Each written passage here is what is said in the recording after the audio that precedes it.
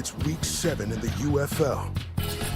And retribution is in the air. He got smoked. What a catch. Unbelievable right there. In round 1, the Brahmas marched into D.C. and shocked the defenders in a thriller. San Antonio is going to come into D.C. and get their first win of the year. And now, these familiar foes face off once again.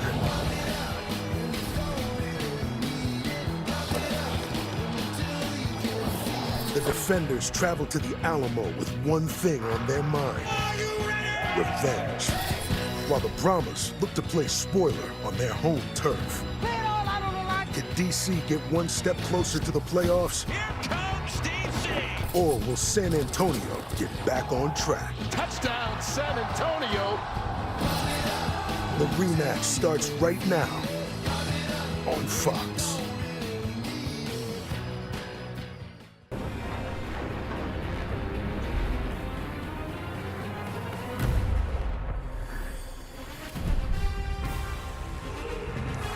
DC heads into the land of the Alamo looking for a little revenge. San Antonio pulled the upset of the season in their first meeting, and now it's the rematch as we welcome you to Fox UFL Friday from San Antonio. Looking at the XFL standings, this is the top team versus the bottom team. Overall, but when you look specifically at the conference standings, only one game separates the top from the bottom, so this one could go a long way in determining what happens as we head down the stretch towards the playoffs. Joel Klatt, time now for Agent Force Playmakers Insights powered by Salesforce AI. Which matchups will be the key tonight? Let's take a look at DC first, and we'll start with their quarterback, Jordan Ta'amu. He's been one of the best players in the league so far this year. He's their leading passer. You've got their wide receiver, Chris Rowland. He's been fantastic. Ta'amu leads the league, the UFL, in passing. Chris Rowland could win the Triple Crown: receptions, yards, and receiving touchdowns. They like to throw it down the field. No team throws it down the field more than DC. Then on the opposite side for San Antonio, let's take a look at their tackles. Listen, last week they struggled protecting their quarterback, Kevin Hogan, in his first start of the year. So Willie Tyler and Derek Kelly, these two offensive tackles, they will have to be huge tonight against a very good pass rush for DC, allowing Kevin Hogan some time to get the ball down the field. And those insights are powered by Agent Force. It's what AI was meant to be. And it should be a passionate crowd as well as the DC Defenders visit the San Antonio Brahmas. Kickoff comes your way right after this. The big story is what the DC Defenders did to start the season. San Antonio Brahmas right back in the mix. San Antonio and D.C. ready to go. Boy, we got a showdown. Everyone is ready for this one. It is time for Fox UFL Friday Night, presented by Pizza Hut. Let's get it down to the field, and the third member of our crew, Devin Gardner, who is with the Defenders starting quarterback. Devin? Thanks, Kurt. Jordan, coming into San Antonio, MVP favorite. You are first in the XFL conference, but across the way is a team that beat you earlier this year. What has been the attitude this week leading to this game? I mean, our attitude been all week is our get back. This is our get back game, and we're gonna go out here and show you guys. So, coming into tonight, you guys showed what was kind of an anomaly a week ago. How do you get back on track and get back in the win column? I mean, just two things, simple. We just got to execute and communicate. If we do those two things, we play our game, stay focused, stay locked in, this should be a win. Good luck tonight. Thank you. And for most of the season, they have been the preeminent team in the UFL. Shannon Harris, interim head coach, took over right before the season started in his first year. Peyton Pardee took over for Wade Phillips, who is out for health reasons as the interim head coach. Both these guys going at it for the first time and having slightly different results so far, but as we mentioned, San Antonio upset DC back in week 4, and now they're ready to get it started here in week 7. Defenders take it first. Chris Rowland.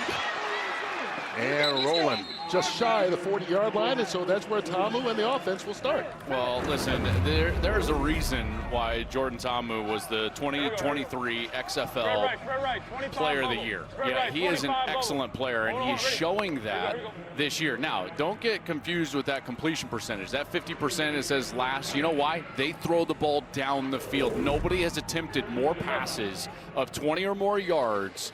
No one's done it more than Jordan Ta'amu. In fact, he's done it 47 times. The next close in this league is like 17. It's not even close. The next three combined haven't thrown it that much. And to the air right away to start, Jadon Mickens. Who should we keep an eye on when DC has the ball? Well, I would look at Chris Rowland. We touched on him a little bit in the open. Like I said, in the open, he is going after that triple crown of receiving in his last three. He's got 23 catches, 267 yards. Abram Smith, the back, he gets the bulk of the carries. Needs to be pretty productive on the opposite side. Prince Emili, good player, and Jordan Williams played in college ball at Baylor. Ta'amu can run as well. Picks up the first down. Took a nice little pop there, but he gets to the midfield stripe. And that's a first down for the defenders. You know, and this is a team that's, as they said, this is their get-back game. They did not play well a couple of weeks ago in that loss to San Antonio. And quite frankly, they didn't play well last week against Michigan in a pretty lopsided loss. To the air again. Pass caught by Cornell Powell. And this may be their get-back game, but they're getting off to a good start. You can just see the rhythm of Ta'amu. He is an excellent player. I really love his game, and in particular when he gets this rhythm going and he hits that back step in his drop and the ball comes out. When he's on time, I want you to pay attention to that tonight, Kerr. When he's on time and in rhythm, man, there's not many better. Play fake going up top, wide open, down the sideline. Braden Sanders, touchdown. And just like that, the defenders come out of the gate and score. 38 yards for Sanders from Ta'amu. Well, that's a terrific route on the outside. I mean, they set him up. They had a short completion earlier. But watch here, you're just going to get a little bit of a hitch right in front of the defensive back right there. He totally bites on it. And then Corey Mayfield Jr., the corner, gets to watch as DC goes right by him. Braylon Sanders into the end zone. Good protection. You got to have it if you're going to try one of those double moves. Good pump by Ta'amu, and it's a quick touchdown for DC. Less than 2.5 minutes on the opening drive. They score the touch, and now they'll go for two. Right tackle. Okay. Gotcha. Okay. Turning the shoulders with you, jersey Michael. I'm with you, Michael. Us, I believe. Gotcha, Coach. Okay. San Antonio is challenging that there's a holding on the offense on that play. Previous play is under review. Okay, here we go. A super listen, challenge. Mike, I'm with you. It's the right tackle, 75. I'm on the sky cam here. And this is going to be the timing. It's clearly a hold. You're going to see him, watch him grab the defender. He's going to turn him completely around. Quarterback still has the ball. I mean, he takes him out of the rush. So we do have a hold right there. You can see the clear restriction. So, Michael, you hear that? We got a hold. Yeah, tracking. We're going to work. There's a foul. The previous spot is the 38. It was back to the 48. It was 1st and 10 from the 38. So we will enforce from the previous spot. Okay, so we're going to go back to there. It's going to be 1st and 20, correct? We'll go from the 38 to the 48. We're good there. All right, so Dean Blandino explained it. After review, there is a foul for holding by number 75. That'll be a 10-yard penalty. It'll be replay of a first down. San Antonio is not charged a timeout and will have another challenge for the game. And that'll take the touchdown off the board.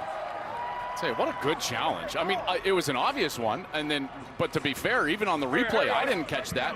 Peyton Pardee, and as we go through this league now this is the second year that we've been able to sit up here and analyze super challenges. Some coaches will use it frivolously, and that was beautiful. He uses it on a scoring play, taking a score off the scoreboard. So a really smart decision there, an obvious call for Dean there in the Verizon Command Center. And now DC is 1st and 20. And you can challenge any play as long as you have a timeout and haven't burned your super challenge. If this is the first time you're watching, and so DC goes right back to the air. Powell with another catch. Devin. Yeah, when we spoke to Coach Pardee earlier in the season a couple weeks ago, he said he wants to keep those super challenges in his back pocket for the end of the game, which obviously we all believe is a smart decision. However, that being able to trump that and take that score off the board early and kind of break up this DC rhythm, I think was genius by him. Yeah, especially the way this offense started, and he still has one left since he won that one. Out of the backfield, Deion Jackson. And Jackson gets wrapped up.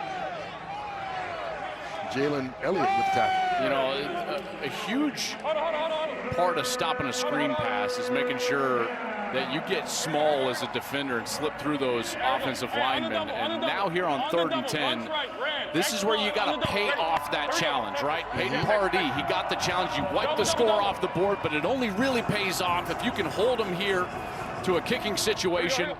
So this defense here, you got to get a stop. Ready, to go. Movement early on the left side. 70. False start, number 70. Offense, 5-yard penalty, 3rd down. Left tackle, Yasir Durant. Well, now you just got to be thinking about trying to get back into field goal range. You know, if you're DC, their kicker, Matt McCrane, Kurt, long of 53. So at this point, you still need some yardage. You probably need at least 5 yards to feel like you're in the range of Matt McCrane. And so this has gone from a quick score and a lead and DC feeling good to just trying to get something to get some points. Tamu pressured and sacked. And definitely out of field goal range. No chance now. Isaiah Buggs coming up big for San Antonio. Solid rush all around from San Antonio. You're going to get good, solid pressure. And Tamu can't go anywhere. You know, staying in your rush lanes as a defensive line is so important, and you see the evidence right there. Tamu wants to scoot up in the pocket, but he's got nowhere to go. And Isaiah Buggs with a big stop there on 3rd down. And how about that? From a quick score, all the life kind of out of the San Antonio team to a defensive stop and a forced punt. What a change in momentum that super challenge made. Paxton Brooks with the punt. Marquez Stevenson, good open field tackle made right at the 10-yard line.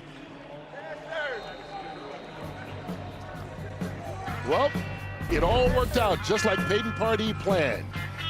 It looked like a score, but that's okay. I've got my super challenge, and my defense will help us out. It's been an interesting season for San Antonio's quarterbacks. They've been getting bucked off the Brahma. Kellen Mond got the start the first 5 weeks, went 1-4, sacked 10 times, only 2 touchdowns, 2 picks, got benched. Jared Garantano came in, played 1 game, threw a pick, 2 sacks, he got benched. And then Kevin Hogan, the longtime NFL player, started last week for the first time, sacked 3 times, threw an interception, but his numbers are the best they've had for a quarterback all season long. Hence, he gets to start in back-to-back weeks. And they had a major drop. That should have been 18 for 26 for about, what, 220 and a touchdown. But Jontre Kirkland dropped a sure touchdown in a 6-0 game. So that's a big part of what San Antonio needs to do today is to get Jontre Kirkland going early and get him some confidence. All right, so they start from the 12-yard line. Jashawn Corbin with the run. Who should we keep an eye on when the Brahmas have the ball? Yeah, you know, one of the guys that played well last week, Justin Smith on the outside. He went 5 catches for 108. They need run game, and so Jashawn Corbin has got to be that guy. Only 14 yards last week. On the other side, Derek Robinson, I tell you, or Roberson, excuse me, he could be a defensive player of the year type of guy. 4.5 sacks, 7 tackles for loss. Momo Sinago, he's got 26 tackles. Those guys have been very good. Here comes the blitz on 2nd and 9. They get it off out of the backfield. Corbin running down the sideline. Plenty of run after the catch. A big play to get things started for San Antonio. 35 on that. Oh, I tell you, they're just totally misaligned here because you've got a defender that's just up the field and nobody is left. The linebacker's trying to get out. He gets bogged down with that slant that was in his face, and it's a free run for Corbin down the sideline. Boy, as a quarterback, you're just looking and you're just thinking to yourself, I know I'm going to get hit, but I've got to deliver an accurate ball on the upfield shoulder, which Hogan did. Big play out of the gate, and here's Hogan running, picking up the first down before being forced out of bounds after a gain of 11. You know, that is the saunter of a 32-year-old veteran right there. Yeah, so maybe not running, sauntering. That's a better word. He was like, okay, where's the first down marker and where's the sideline? Right. And then I'm just going to take a nice straight line towards that angle, and Peyton Pardee has got to be really pleased with the way his offense comes out of the gate here in their first couple of snaps. Yeah, NFL fans remember Hogan, 7 different teams, 9 games, mostly with the Cleveland Browns. Spiral. Here we go, Frisco. Ready, go. In DC territory. Hogan looking deep. And he overthrows Stevenson. There is a flag on the play as well. Kelvin Joseph back there defensively. Let's see what the penalty is. I can't tell if they're going to call this offensive or defense. This is a bit of a pick play that they're trying to run down here towards us on the near side. Pass interference, number 10. Offense, 10-yard penalty. You know, Kurt, they were trying to, I mean, this is almost like a basketball screen. Watch right here. They're trying to run up and then screen the defender from behind. I've never quite seen something like that, but it's a bit of creativity. But there's that contact, and he's trying to look at him. Hands up. Justin Smith asking he's like looking at the ball with his hands up. Put your hands up. They can't be me, right? Same penguin yo-yo. On one, ready? So instead, it's a 10-yard penalty. Hey, come on, first and 20. Come on. Moon. Ready, go. Hut. Aiden Robbins dancing his way out. Good second effort. Across the midfield strike, give him 5 yards. Hey, Devin, I know I touched on that early, but I know you were talking with Coach earlier. John Trey Kirkland, number 13, is a guy that they need to get him some confidence here early in this game. Hey, here we go. Yeah, 100%. He's a big part of this team if they're going to have success the way they want to throw the football. And you got to get him in a good place. And when I talked to Coach Pardee before the game, he said, yes, we got him in a good place. He's back to normal, and we want to try to get him the football. Yeah, he only had 1 target last week, no catches. That one thrown too far for Corbin.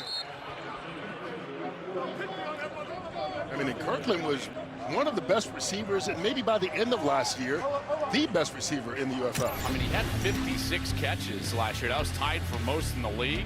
614 yards. That was second most.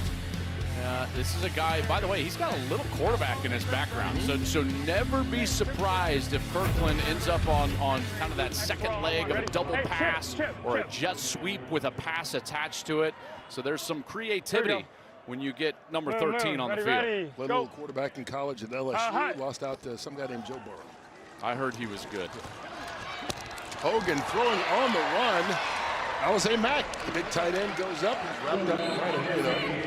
And so here it is on 4th down, the decision well, he made. I think they got in range. Viscano. Here's what we're going to do. Here's what we're going to do. We're going to take a delay. Hey, here's what we're going to do, all right? We're going to take a delay. It's 4th and 7, all right? So I'm going to make it look like I'm calling a play, all right? And just, get out of the huddle, get into spread, okay? Here we go. Hey, How's that for purple. Hogan's got to give him the business here. Frisco. Ready, go. Ready, go. And there's the delay. You got to love these microphones on everybody, don't you? I love it. I thought they were close to range there. Delay game. Offense. 5-yard penalty. If it was less than still 7, 4th down. You remember, Viscano's only been here a couple of weeks, and his long so far is 33, so maybe they don't feel comfortable. All right, we good on that? Missed from 41 last week. You're on offense. He has only been here a couple of weeks. I want to play field position with these guys right now. Mentioned there, but you hear the little field position comment from Peyton Pardee. Trying to look a couple of moves down the future here on the chessboard. But it only works if your defense can pay it off. Which they did last time. Yeah. So each team will have had the ball once. Wound up punting. Here's Brad Wing. Former New York Giant. Well, that's what we on punt. Big lefty with the booming kick. And can they down it? At the 1-yard line. Bopet Keys was the first guy to get it and swing it back. Well, they're discussing it right now. DC is arguing that maybe he was in the end zone. Dean Blandino may have to chime in on this. We had his foot on the line when he jumped from the field of play from the goal line and touched the ball in the end zone. We have a touchback. Jump from the foot on the line. Ruling on the field as that the kicking team player had his foot on the goal line. Therefore, it's a touchback.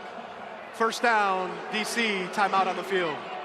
So we're going to say Keys did not save it. His foot was on the line when he threw it back.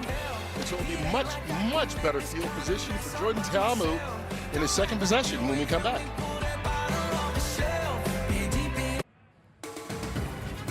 Tonight's game is sponsored by Progressive.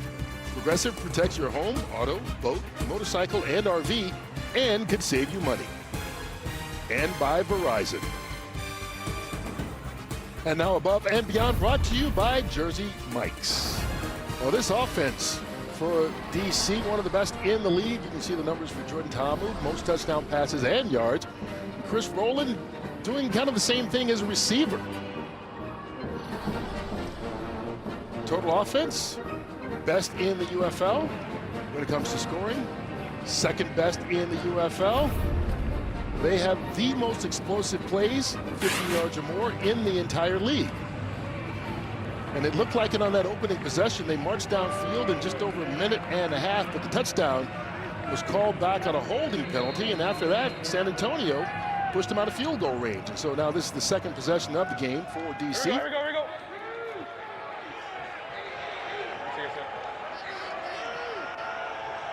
Ready, to go. From the 25, Ta'amu completes that one out. Mickens again, and Ta'amu has started the game 5 for 5 so far.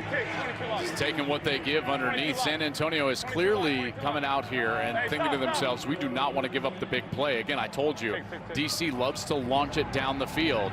So what you're going to see here, what I'm seeing so far is these safeties that I have marked right here. Look how deep and back they are. Look. They're sitting out their way in the back half of the field. 6 for 6 and a first down. As he completes that one out to Mickens again. Gain of 10 on the play. Boy, that was awfully close. I think that ball was actually out.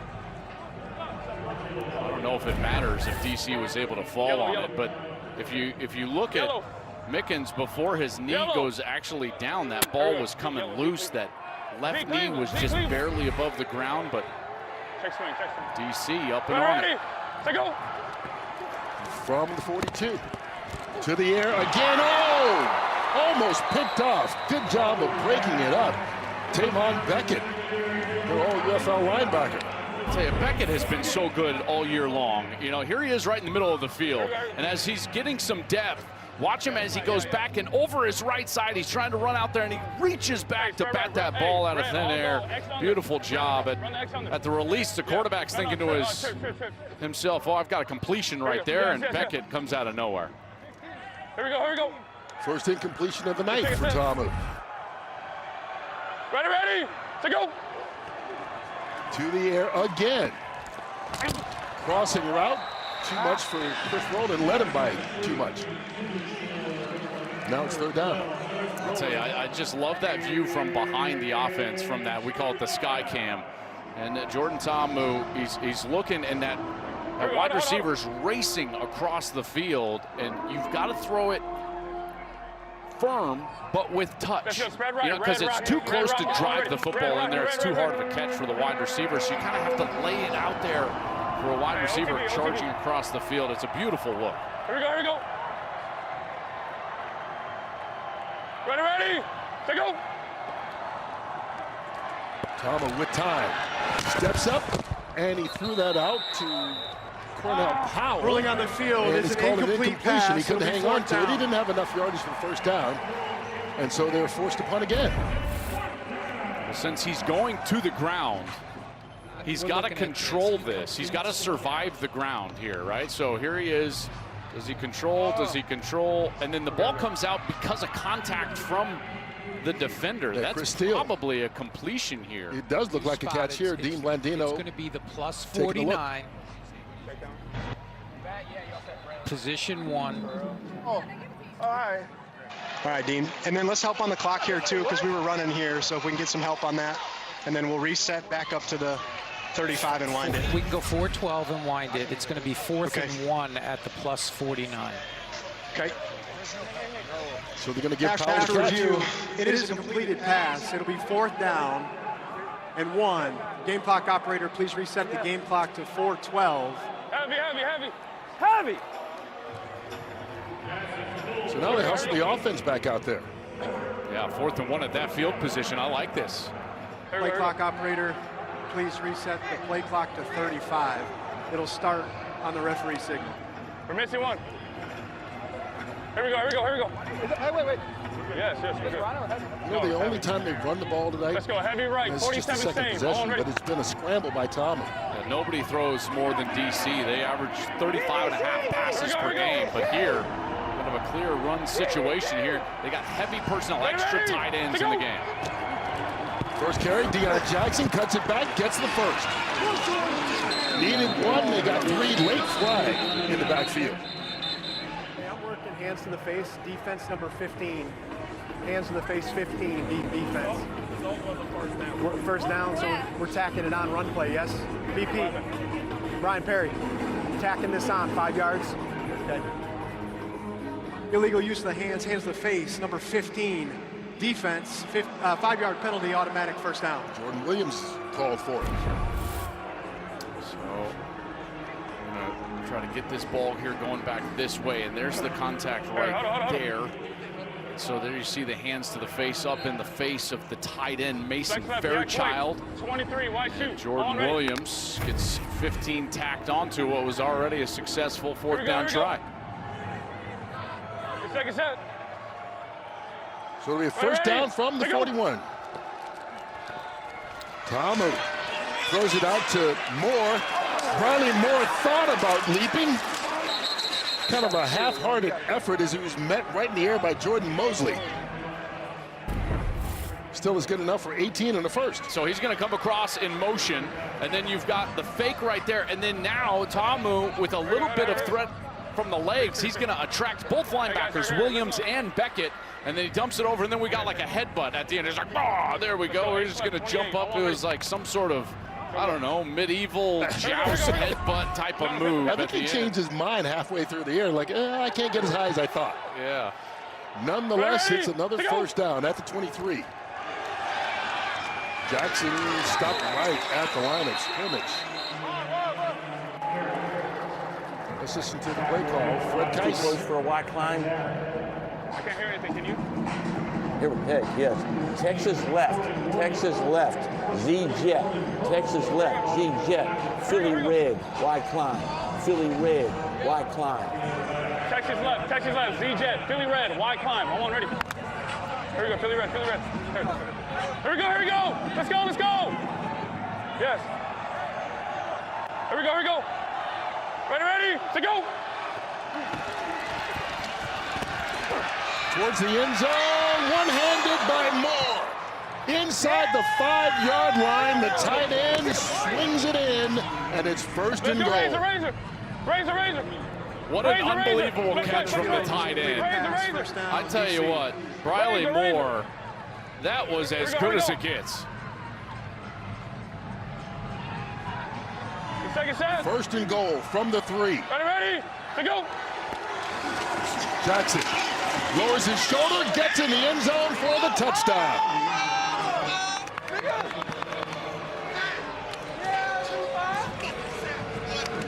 And that one will stand. Kurt, let's go back to that throw from Tamu to Moore that set up the touchdown. This is such a beautiful job by the tight end. It's just an over route, okay? So you get a little pressure in Tamu's face, and yet he's able to just layer this ball over the linebackers and the outstretched arm of Briley Moore. What a beautiful job. It's a good route. Look at that. It's full extension, and he tips it to himself. Great concentration. And that set up first down inside the 5, and now they'll go for 2 after that touchdown. Ready, to go. Here comes the pressure. Tamu, a little sidearm, and threw it too far in advance for Roland, so they don't get the 2-point conversion, but they do get the touchdown. big tight end Riley Moore set it up with the beautiful grab. Deion Jackson made it pay, and the defenders are on the board first. All right, here's our Friday night spotlight as we look around the UFL. This weekend, the Bryce Perkins Show heads to Arlington tomorrow right here on Fox. It's a high-stakes shootout in Birmingham as the resurgent Roughnecks and Stallions are separated by just a game now. And in St. Louis, the Battle Hawks look to keep pace with DC. That game comes up on Sunday on ESPN. And taking a look at the standings right now, you see the two conferences, the top two teams in each conference make the postseason. Starting to see a little separation here. DC has been really good. And what you're also seeing is some separation as far as like player of the year, MVP candidates. Bryce Perkins from Michigan, Jordan Ta'amu right here in DC. These guys have played so well. And as they kind of push here for the playoffs, San Antonio technically still in it, but they've got to get something going. You talked about needing to get something going. This is an offense that has done virtually nothing in about, 150 minutes of game time, Kurt. So they've got to have a good series here. Here's Marquez Stevenson, That's Jashawn Corbett trying to get him off to a good start. Devin? Hey, I'm not a tight end, never have been, but if I were a tight end and I heard wide climb, I would be salivating. What were you thinking when you heard it? I mean, wide climb, obviously that's a call to me. Backside guys, they're both running post to hopefully clear out the opposite side of the field. Whenever your number is called, play called to you, you got to make the play. We want to be savages. Happy Mother's Day to all the mothers out there, all the women.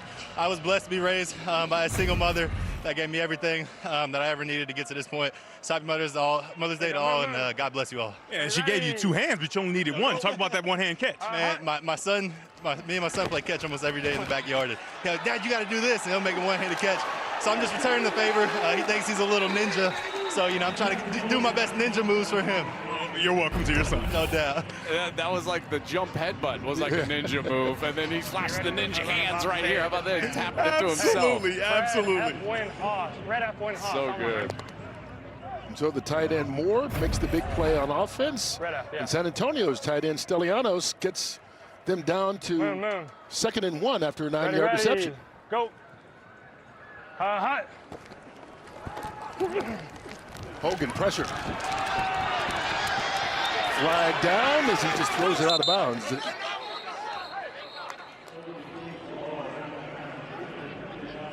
Maybe on the tackle, Derek Kelly. Looks like may have had a hold. Yeah, we're going to go. Yeah. Holding, number 74.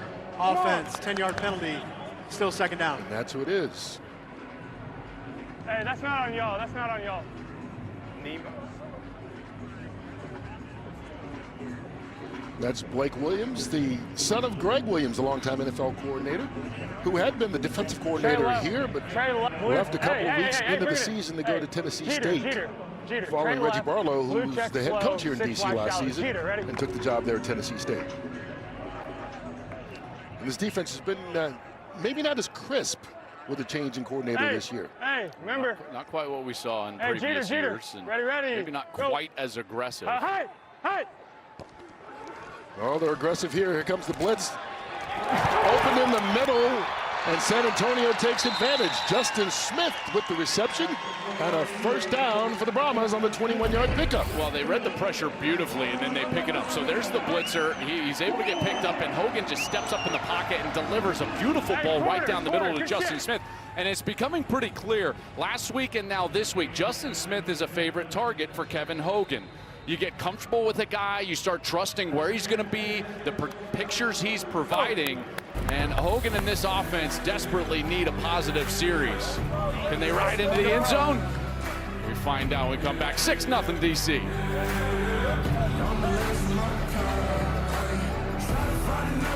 Michigan Panthers outstanding battle the Arlington Renegades. Wow.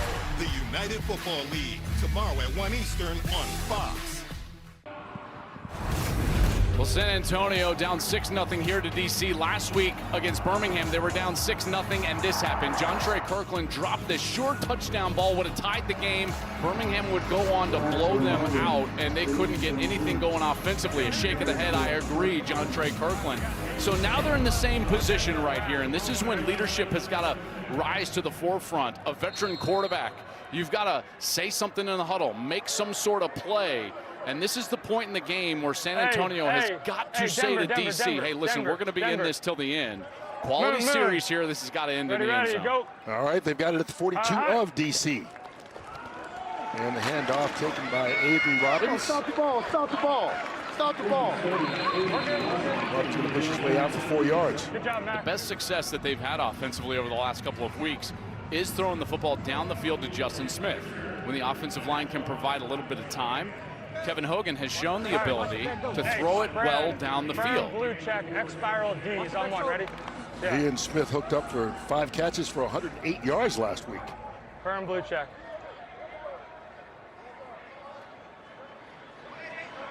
Moon. Ready, go. Hot.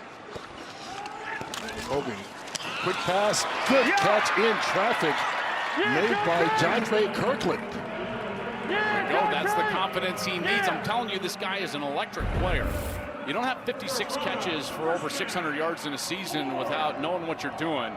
And I think Kirkland's just struggling with his confidence a little bit. And right here, just a nice slant on the outside. Beats man coverage, comes in, secures the football, and it's a first down. I bet you they can get the ball back to him at some point in this series for a big play. Just a little momentum, a little rhythm out there for number 13. Go. Instead, they hand it off Robbins.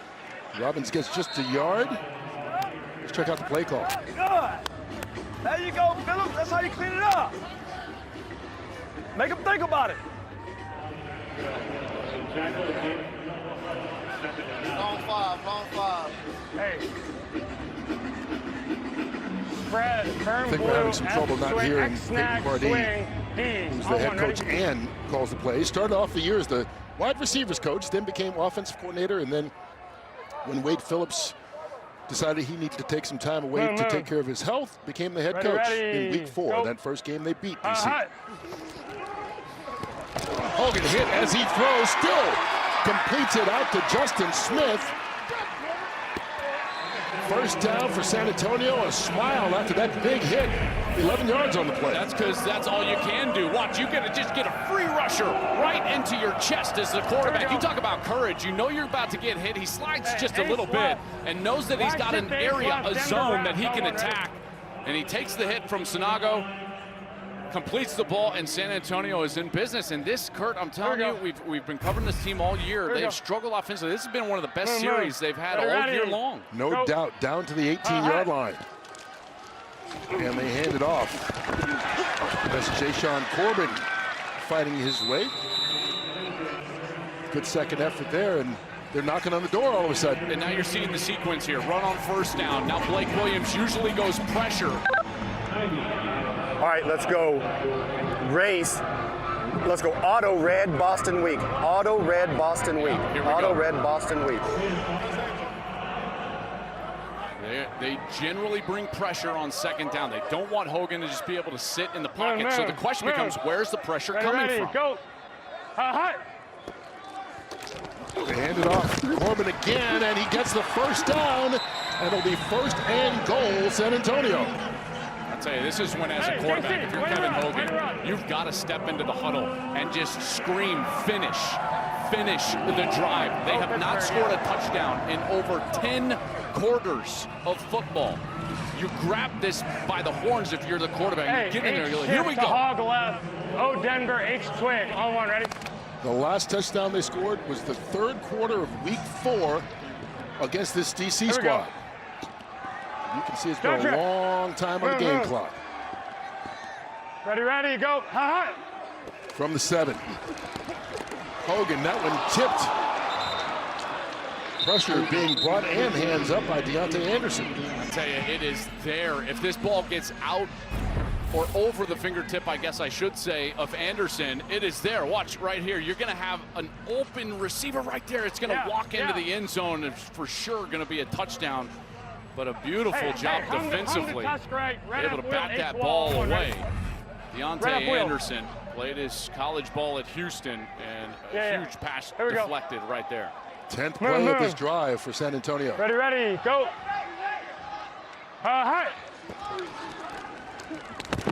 Hogan stepping up, open in the end zone, and caught. Alize Mack, touchdown Brahmas.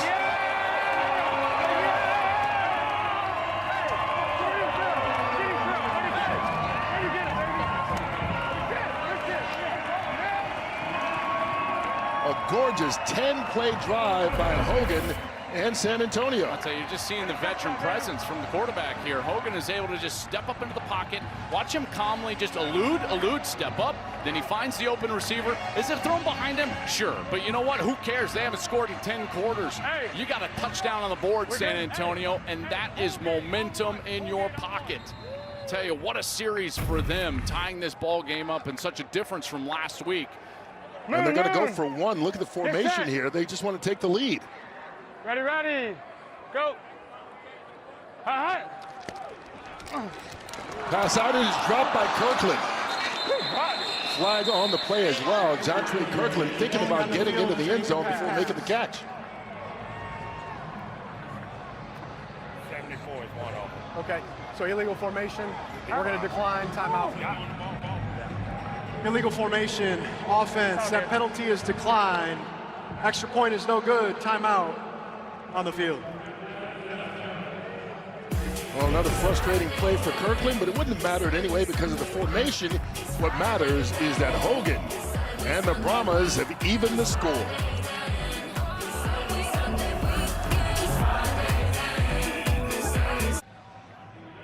Well, it was only 3 weeks ago when these two teams met. It was Peyton Pardee's first game as interim head coach. Jordan Ta'amu had a great game, his best of the year, 299 yards, ran for another 74. But San Antonio played their best game, period. Kellen Mond to Greg Ward was the go-ahead score. The Brahmas got the win in Pardee's debut, 24-18. And he just kind of knows how to score against this DC defense. What helps, and Shannon Harris would tell you this, the head coach on the other side. DC outgained San Antonio by 190 yards that day. San Antonio got a punt return touchdown, so a touchdown on specials, and then San Antonio was excellent in the red zone. That was a big part of that game. 3 trips to the red zone, 3 touchdowns, and in this one here, San Antonio gets it down there and they punch it in. Chris Rowland, ball came out. San Antonio recovers.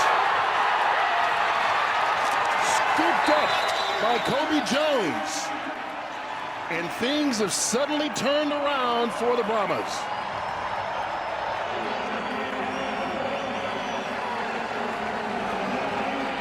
Rowland, one of the best return men in the league, all the way back, and Jordan Mosley punched this thing out. Yeah, Mosley did a great job of getting down there and just physical at the point of contact. Look at that, puts his face right on the football, in the face, and now it's bouncing around. I just told you San Antonio had a huge special teams play in that upset of DC a couple of weeks ago. They had a punt return touchdown, and here the kickoff team gets the ball back for their offense, and Jordan Ta'amu can just watch on the sideline as Kevin Hogan and the Brahmas are right back on the field.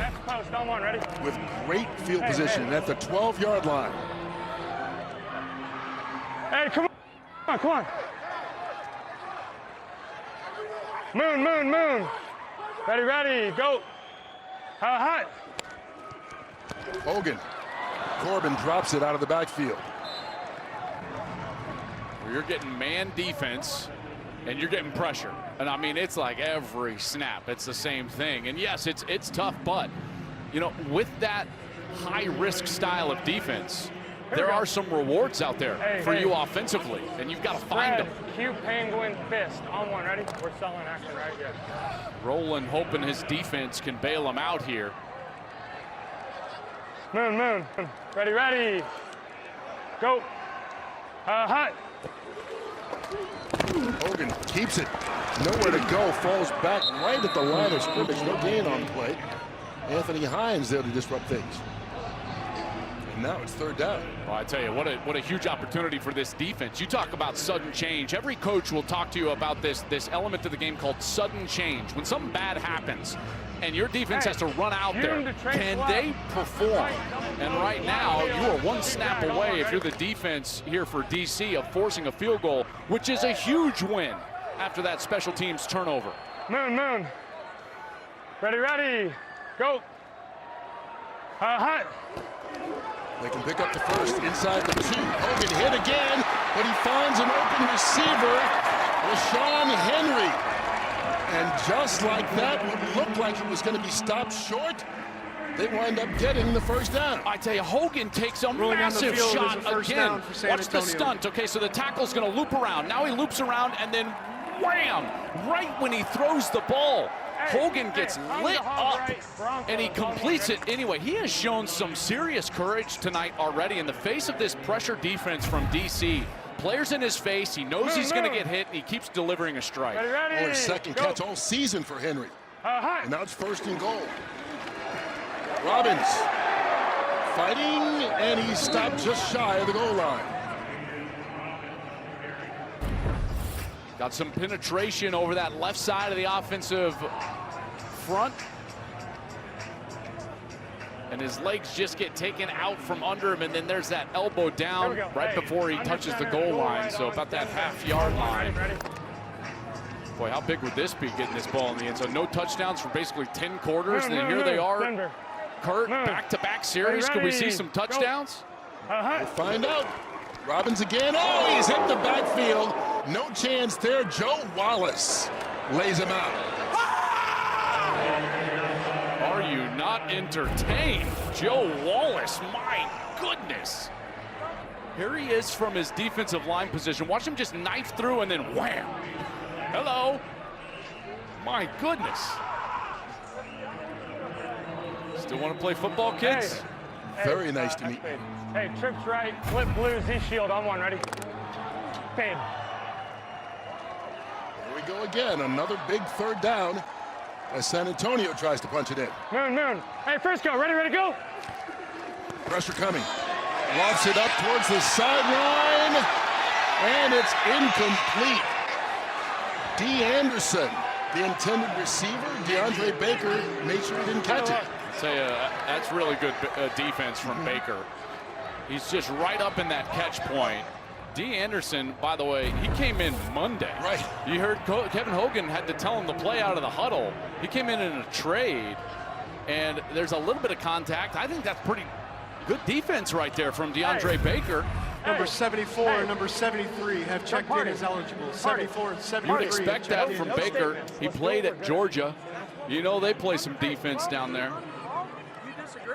He's a 1st-round pick of the Giants back in 2019 as well. Tristan Viscano going to try this one from 22 yards out to give San Antonio their first lead of the game and their first lead in 3 games.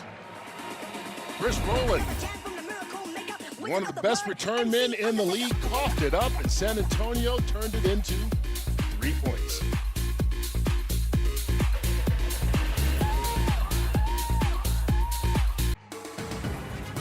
Tonight's game is sponsored by T-Mobile, America's largest 5G network, and by Liberty Mutual Insurance. Only pay for what you need.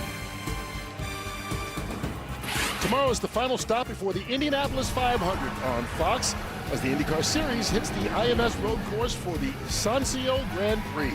It's the fastest racing on earth, continuing live tomorrow, 4:30 Eastern, only on Fox. I'll tell you what, the best race in the UFL might be the MVP race. Jordan Ta'amu and Bryce Perkins, they've kind of been going back and forth, the 2 quarterbacks with 2 teams at 4-2. Ta'amu leads the league in passing and passing touchdowns, while Perkins, he leads the league in completion percentage, yards per attempt, and rushing touchdown. Head-to-head, they faced each other last week. Perkins and the Panthers dominated DC, winning that game 38-14. You know, there's a lot of football left, but if they both play well to the end, that's the game that everyone's going to look back at, because Bryce was excellent in that game, and DC just couldn't get it going. And, you know, lost a frustrating one, and it's not all, obviously, Ta'amu's fault, but DC's defense has not been right the last couple of weeks. They've given up basically 35 a game over the last 2. And here, down 9-6 to San Antonio.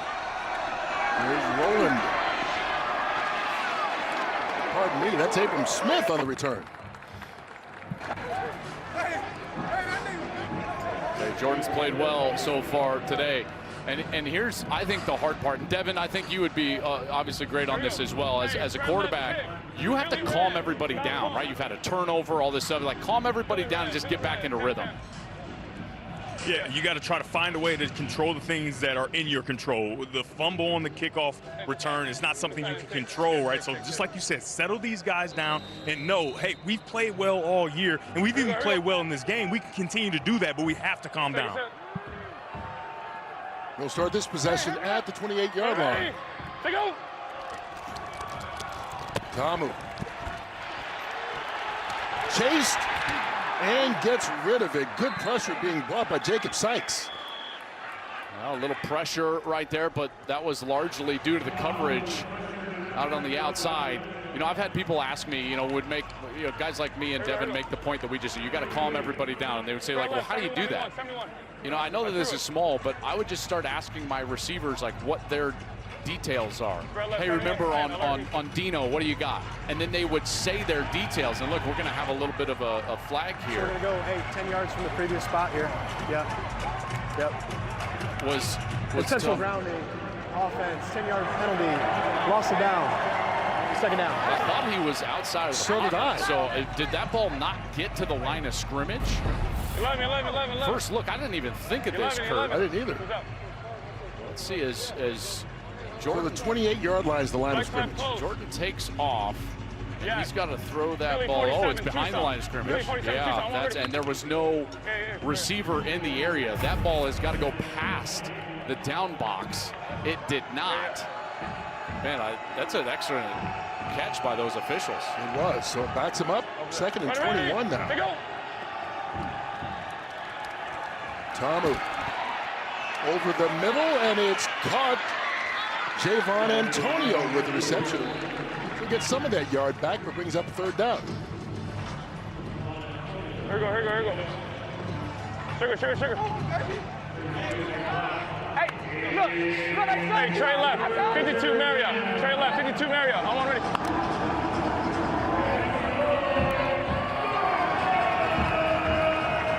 Here we go. Ready.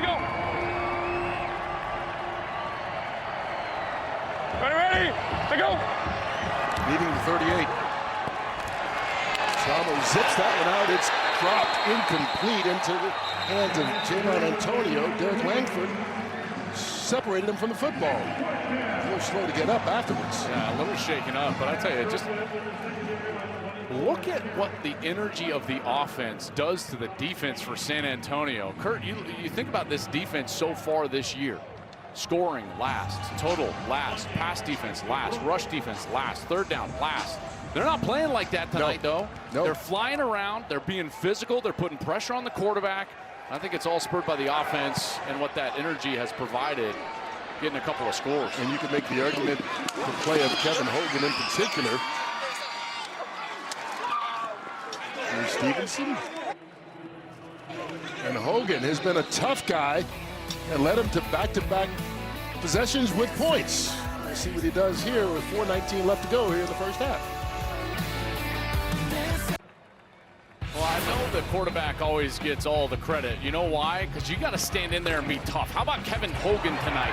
Look at all the times that he's been able to stand in there, know he's going to get hit, and still complete the ball down the field. These are not small hits, and I can tell you this much. It hurts a lot worse to get hit right when you throw the football rather than when you got the football and you can tuck around your arms. The pressure has been immense. This offensive line has struggled. 15 sacks allowed. That's third most in the UFL. 5 knockdowns tonight. But as a quarterback, you've got to think of yourself as the 6th guy in protection. It's not just the 5 guys up front. It's also you, your timing and your toughness. Do you have enough of those that night to keep yourself upright and get the ball down the field? And he's had both so far in this game. As Jason Corbin gets around the corner. That will certainly help.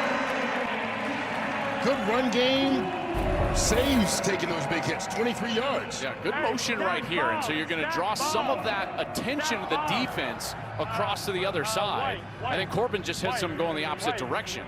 I'm a big fan, Kurt, you know, like we stand next to each other and do these games. I'm a big fan where you can present a little misdirection with motion in the eyes of the defense. Hogan throws that one just a little bit short. He had Justin Smith open, backpedaling as he threw. He couldn't get enough on it. And he knows it. He's disappointed there. Okay, let's go here. Go Y shift to ace right, Broncos wrath. Y shift to ace right, Broncos wrath. Y shift to ace right, Broncos. Come on, ready?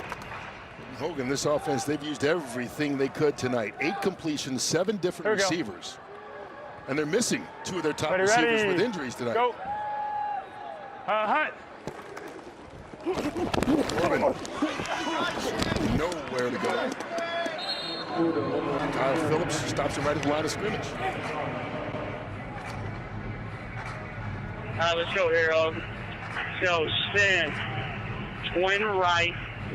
X drive. Twin right. Blue check slow. X drive. Y hook. Twin right. Blue check slow. X drive. Y hook. Hook. Hey, twin. So X drive. If it's a right formation, you're going to get moon, this. Moon. Ready. You're going to get a Y hook right behind it. On 3rd and 9. Hogan looking. He's scrambling. He's got room, and he gets the first down. Another tough play as he takes the hit just before he goes out of bounds, but it's 1st and 10 after the 10-yard run. Well, I tell you, Devin, this is a smart quarterback. He might not be fleet of foot, but he sees man coverage on the drive concept, nobody on the left side, and look at him just saunter over for a first down again. Yeah, of course, he completely understands. The backs are turned, and though I'm a little long in the tooth, I can probably go get this first down. I would think he would want to get out of bounds a little faster next time, though, just so he can take some of those hits off. That's exactly right. Made sure he got enough yardage there. 3 carries, 21 yards for the 32-year-old. A little end around Marquez Stevenson, but DC sniffed that one out, and they're going to stop him for a loss on the play. Kyle Phillips chased him out for 6 yards on the loss.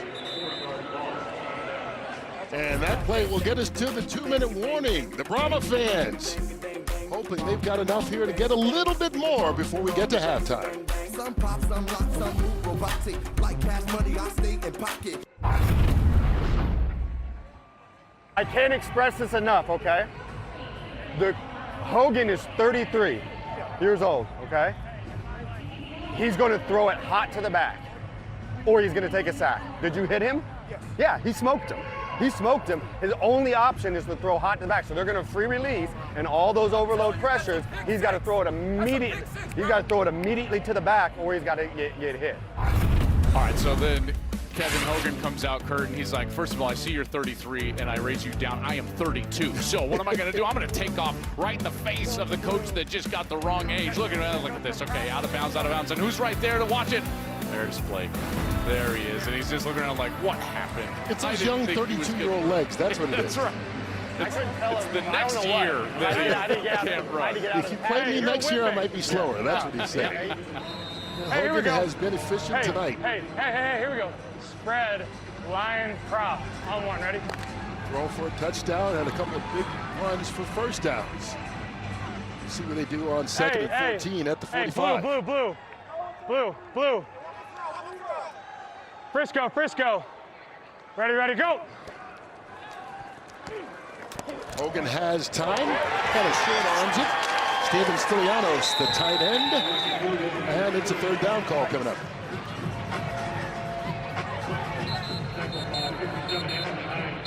We're making these tight ends. Gronk getting a little love, huh? Give him a little nudge and go. At 1 minute and 44 seconds, DC has called their first charge timeout.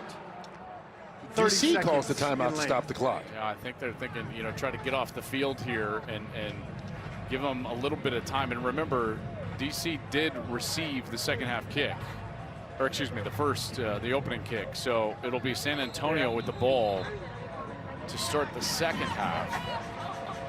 So DC trying to get a stop and maybe get some points before we get you to the progressive halftime show, which comes up in just 1:44 on the clock. I'll tell you, this is a huge moment for San Antonio, right? Because you got to think to yourself, if they can convert and stick it in the end zone with all of that momentum and then get the ball to start the 3rd quarter, they could get themselves a little bit of a lead here, maybe multiple possession lead. And so a huge moment here in the last 1:44 of the second. Even if you can convert and get a field goal before halftime. Ready. Go. Hot. Looking for the 31. Here comes the blitz. Kirkland nowhere to go. Stop with maybe a yard pickup. Condre Thomas. And so the timeout works in DC's favor as their defense makes the stop. 1:36 left to go. San Antonio going to bring out Tristan Vizcaino to attempt the field goal. You can see these Brahmas like playing. DC, their one win this season, week 4 against the Defenders, and now they're trying to extend the lead here. This will be a 54-yard attempt, which Vizcaino's only been here a couple of weeks, 3 for 4. Has one from earlier tonight of 22 yards, but his long so far in his short stint with San Antonio, just 33 yards. So this 54-yarder going to be a big attempt for him.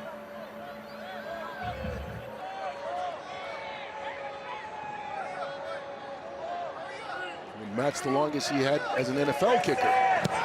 Up and hooks it, and it hits the upright and goes through. Just like he planned. And San Antonio, who averages 12 points a game all season, has scored that in the first half tonight. What a kick here. Had plenty of leg, just needed the kiss off the iron. And as an old partner of mine would have said, the iron was kind on that one. I'll tell you, Peyton Pardee has got to be so thrilled with the way his team has played. This has looked much more like the team that ended up making a run to the UFL championship game last year. Quality defense, aggressive on that side, physical on that side. Some quality special teams play. Bounce here or there, and an offense that has been very efficient, led by a veteran quarterback in Kevin Hogan, who had a heck of a half, 10 of 15 for 116 yards and a touch, in the middle of a lot of pressure. And you know, that offensive line had played okay tonight. They haven't been great, Kurt, but Hogan has stood in there, and he has taken the punishment and gotten the ball to his playmakers on the outside and built this lead. But now DC, with 1:33, has a great chance to try to get down there and even this game up, maybe even take the lead here before half. All right, it's been 12 unanswered points for San Antonio. Jadon Mickens on the return, and there's a flag down as well. But Jordan Ta'amu in this offense just trying to get something happening again. They started off so well, but this defense of San Antonio is block, all number six. 12 and number 28. Receiving team, 15-yard penalty, first down. And this certainly will not help.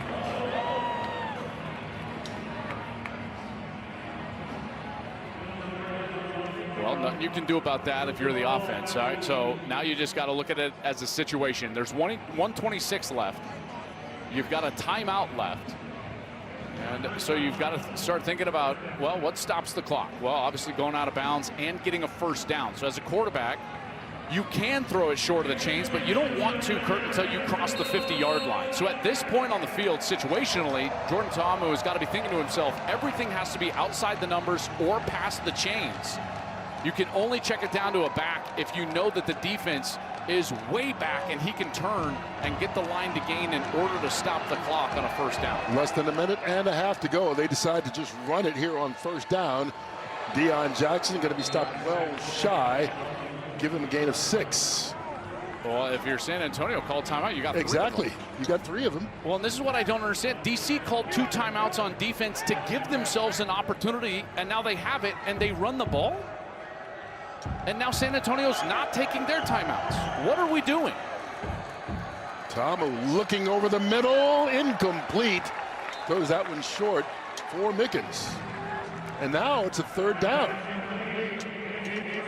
Helped him out there, and now yes, San Antonio thinking maybe they have a chance. Well, they certainly do. So, Kurt, if DC plays this safe and just runs the football and tries to run this out, San Antonio immediately should call a timeout and get this football back.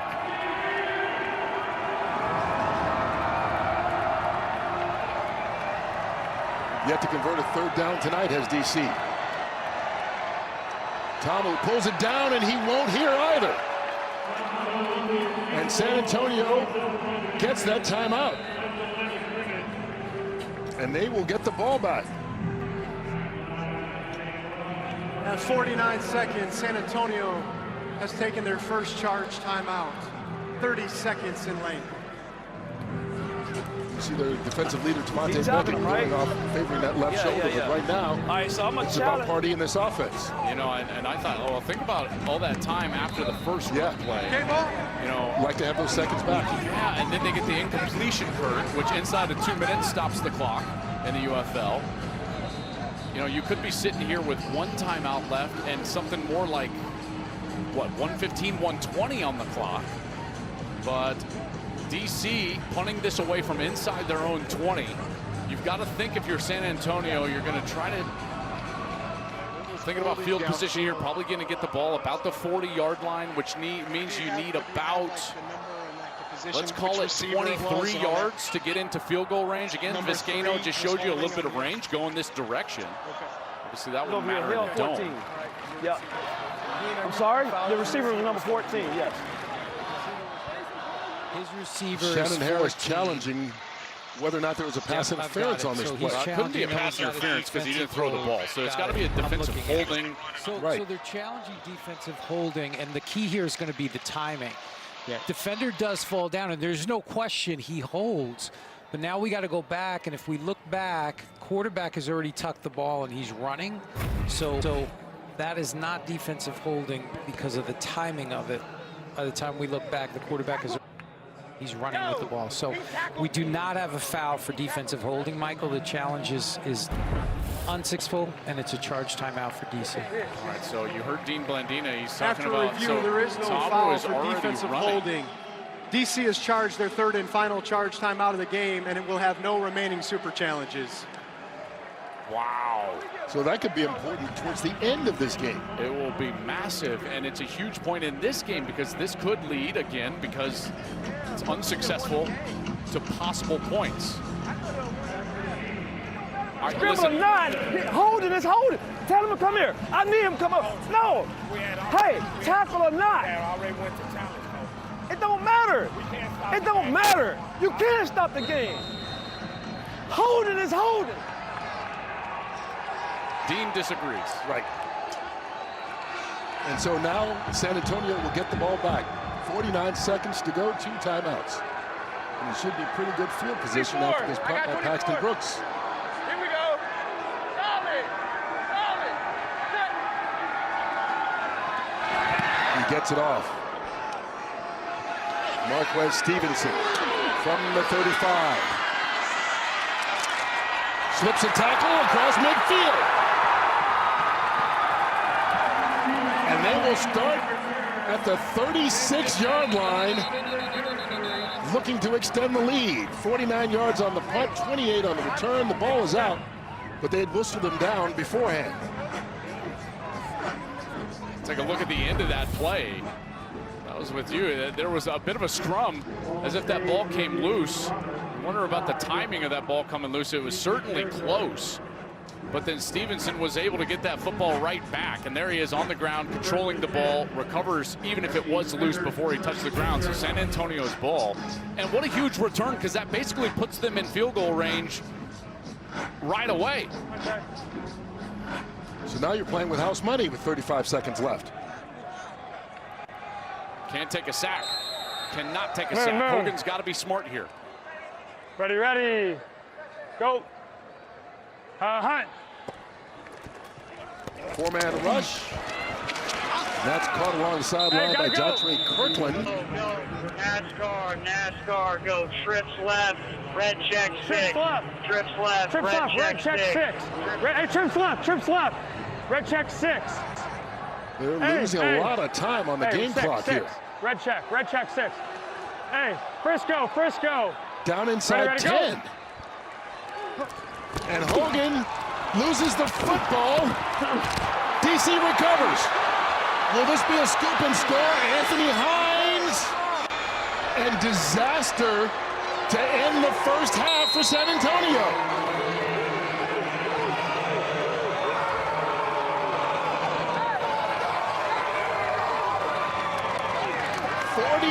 14 yards on the defensive touchdown.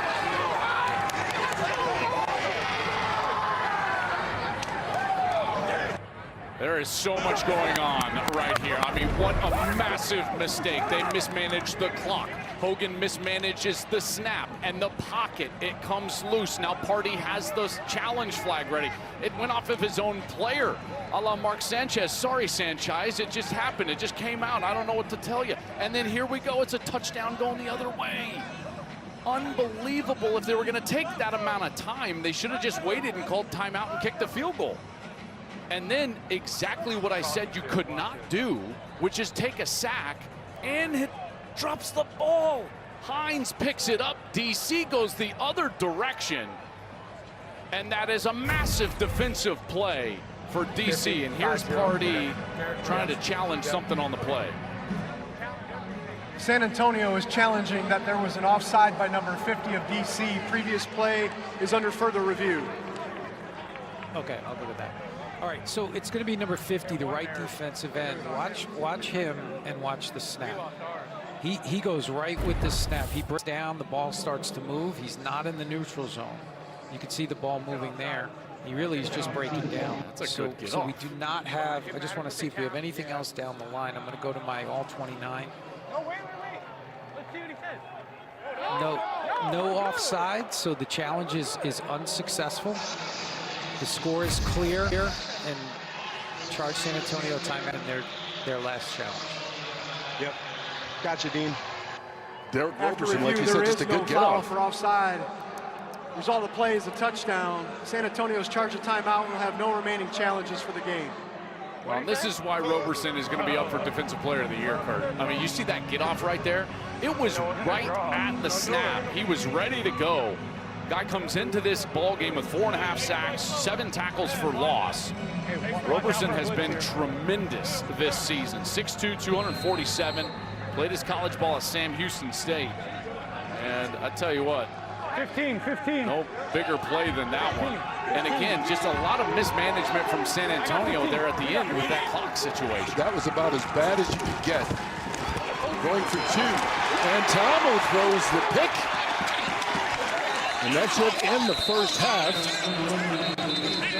Jordan Williams with the stop. There is a flag on the play, so let's see. Holding number 25. Offense, that penalty is declined. That is the end of the first half. Timeout on the field. I don't know which team's more relieved. The way that first half ended, it looked like it was going to be bad for DC as they gave the ball back to San Antonio in great field position.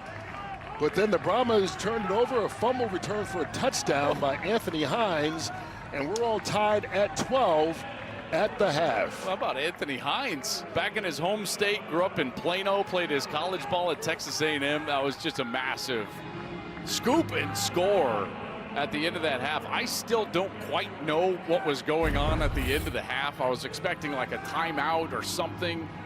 Here we go with the pressure. There's Roberson with the pressure. Then the butt fumble. Again, sorry. There's no other way to put it, Kurt. Right. I don't know what to say. And then here's Hines. And he's down the sideline and in. Devin Gardner.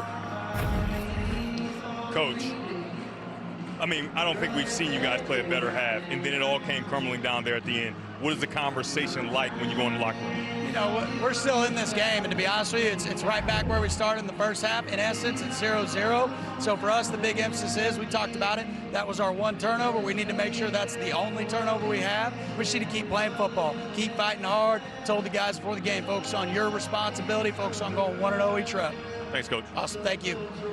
All right, and so San Antonio does get the ball to start the second half. And a game that's all tied. Time for tonight's big move, brought to you by Pods, and it's courtesy of Heinz 57. Anthony Hines with the scoop and score, 49 yards on the last play from scrimmage in the first half, and DC, after giving up 12 unanswered to San Antonio, will go into the locker room all even at 12 apiece. We'll be back with a progressive halftime show from San Antonio, where things are all squared here in Week 7 of the UFL.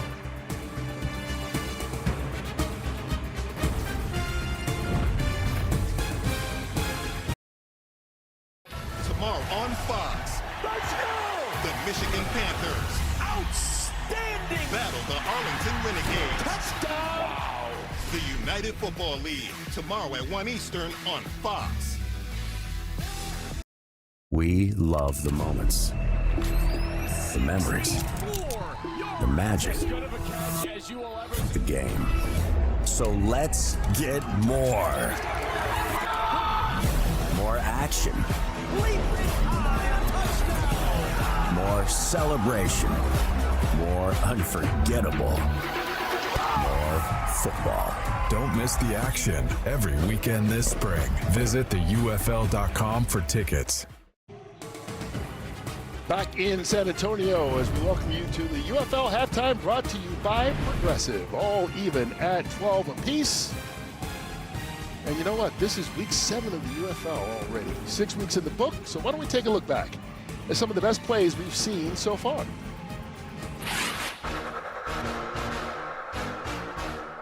It is year 2 of the UFL on Fox, and we're going to continue to see quality football.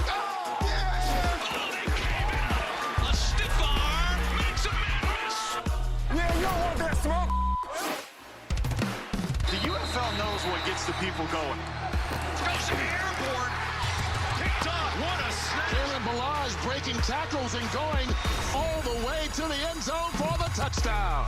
Excellent run from Kalen Balaj. Good job, good job. It's a way to get to that guy. Put your foot on her throat and dominate. What a run. Nothing between him and the end zone. And there they go. Time now. Being pressured. Tries to spin out of it. And that ball is picked off. Michigan's going to close it out with Kinda Kua. Returning it all the way.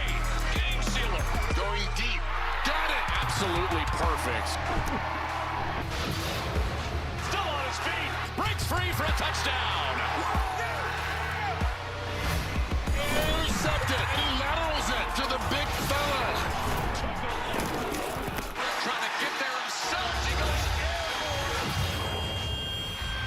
Isaiah Henny is going to take this one all the way back. Is that ball intercepted? Wow. Picked off. Looking for the house call. He's got it. Looking for the end zone. Touchdown, Birmingham. Some magic. He's going to run for it. End zone. Only press the X button to the end zone. Off the deflection. He's caught for a touchdown. You love football. You love what's going on right now. Biggest comeback in the young history of the United Football League. Here comes the pressure. Perkins still on his feet. Somehow, someway, Houdini does it again. Tonight's UFL on Fox halftime is presented by Progressive. We have a tie ball game here in San Antonio. DC with a late score there in the second quarter. Defensive score to tie things up.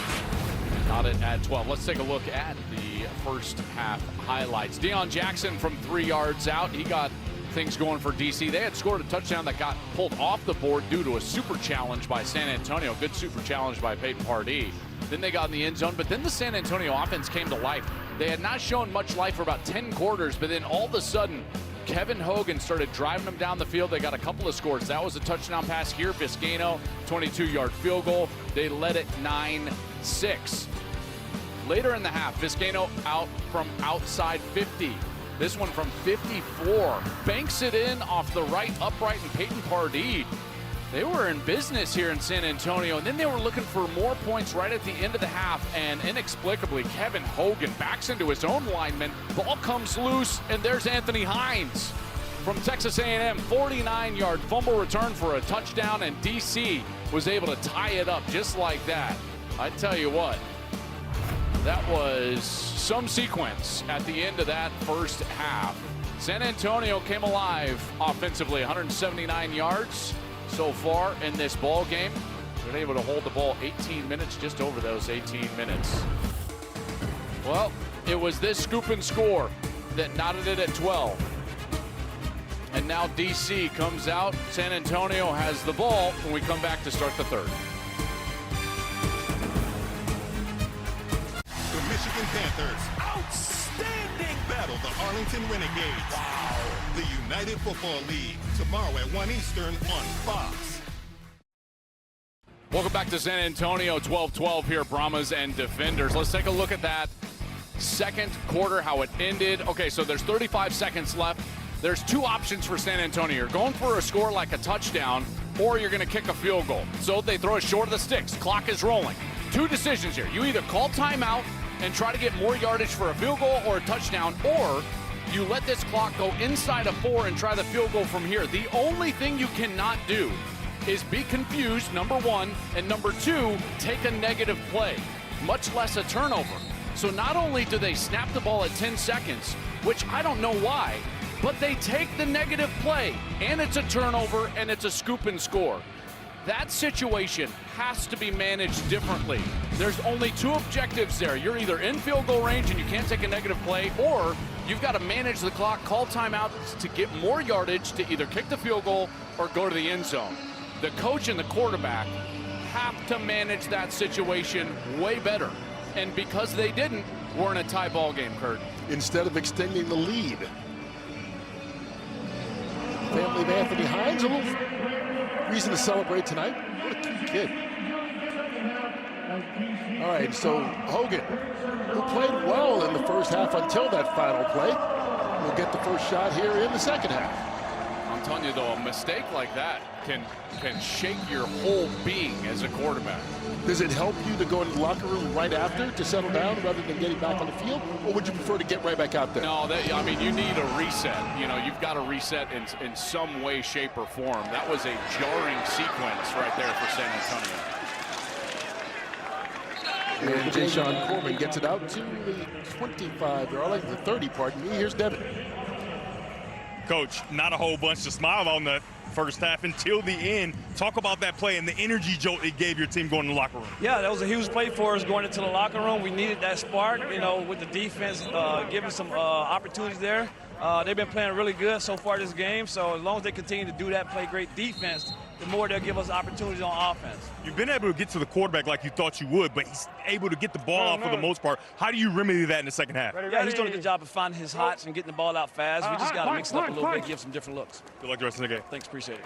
All right, they come out with a blitz on the first down as well. Aiden Robinson runs it to get things started here in the third quarter. Well, what was working for DC, you know, was putting pressure on the quarterback, and you've just got to continue to do that, because what you've got to bank on if you're DC is that Kevin Hogan is not going to continue to sustain his excellence in the middle of that pressure. You saw that package of clips that we showed you of Kevin Hogan getting hit hard right when he was releasing the football. The only remedy for that, if you're DC, is keep doing it. Keep doing it as often as you possibly can. Four-man rush here, completed. First down, picked up by Jontre Kirkland for San Antonio. 12 yards. Good job, Jontre. So you just got a slant on the outside. So this is not what they were doing early. They were bringing more pressure early. Now they just rush forward. But if you're Kevin Hogan and you've been seeing the blitz all night, when they don't blitz, it's like a breath of fresh air.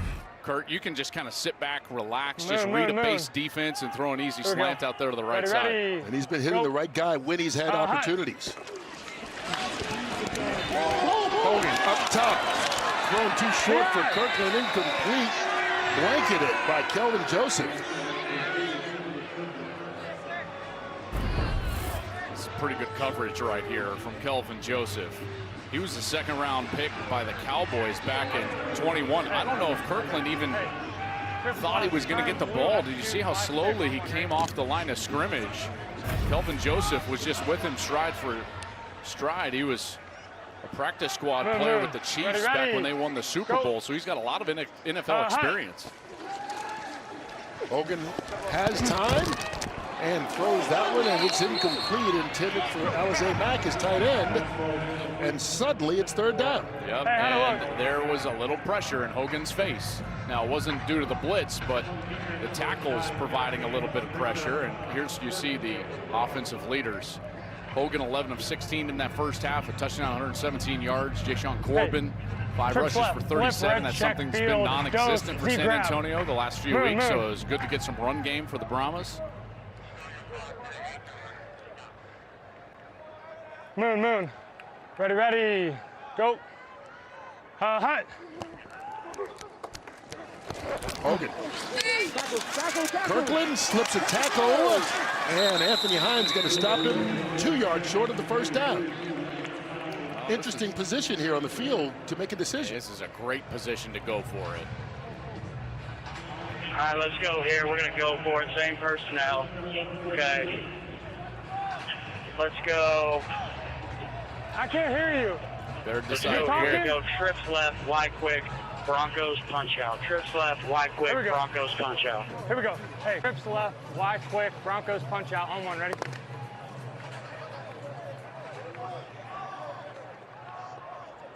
Moon. Ready. Go. Hut. Pulls it back, and it's caught by the tight end, Stelianos.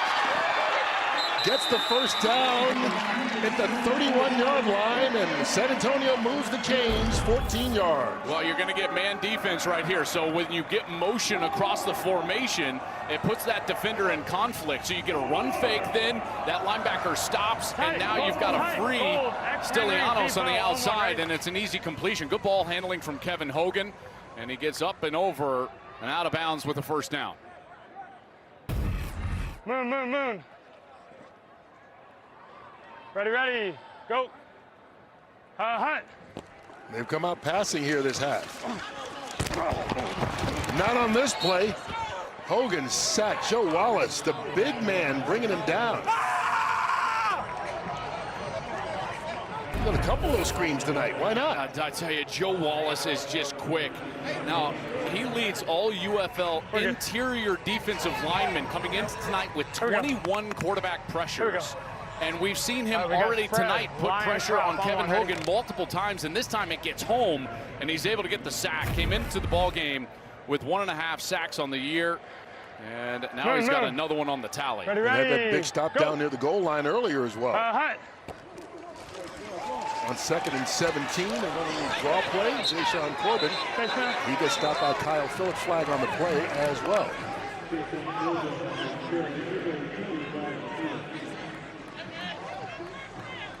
Personal foul, face mask, number 98. Defense, 15-yard penalty, automatic, first down. And they do call it on Phillips. Yeah, but I thought that was Roberson who had come in. I know the call was on Kyle Phillips, but take a look. I could be wrong, but watch Roberson as he comes around the edge. There they're going to correct it. It was number 50. You see Roberson, he comes over with that right hand and grabs. Remember, it's any opening. It doesn't have to be just the face mask. So that ear hole, you grab that ear hole and turn the head of the offensive player. That's going to be a face mask, and that one was called on Roberson. Moon. Ready, go. Helps out San Antonio, gives him the first. Inside the 24, Corbin. Inside the 10, first and goal, San Antonio. Tell you, great job by the right guard here. Watch the right guard as he's going to initially block and then get up to the linebacker and provide a little bit of a lane. Momo Sanago tries to come up number 11, and right there he gets sealed off. Beautiful block on the inside to Sam Tecklenburg, the center, number 71. Sealing off the defensive line, and it's another first down for Corbin. Moon. 15 yards. Go. Hut. From the 9. Hogan keeps it. Cuts it back. He may not be fleet, but that's 7 yards. Hey, Devin, how about the 32-year-old running around? I mean, he is in a dire position to say, I am not 33. And he's showing it every single time, man. It's so impressive to watch him. And the thing is, he's doing just enough, because on that 4th down, his ability to threaten the defense as a runner is what allowed for the tight end to come open for this drive to even continue. Hey, yeah, that's a great point. Hum to hog right, Broncos. Hum to hog right, Broncos. Go. Hey, Frisco. Ready, go. Hogan hands it off. Corbin, nowhere to go. Falls forward, maybe a yard on the play.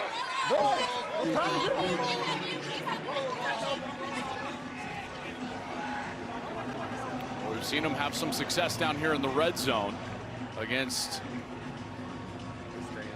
Blake Williams' defense. And they got an injured Brahma on the field. That's the tackle, Derek Kelly. Their right tackle is yet to get up. So while there's a stop in the action, we'll take a quick break.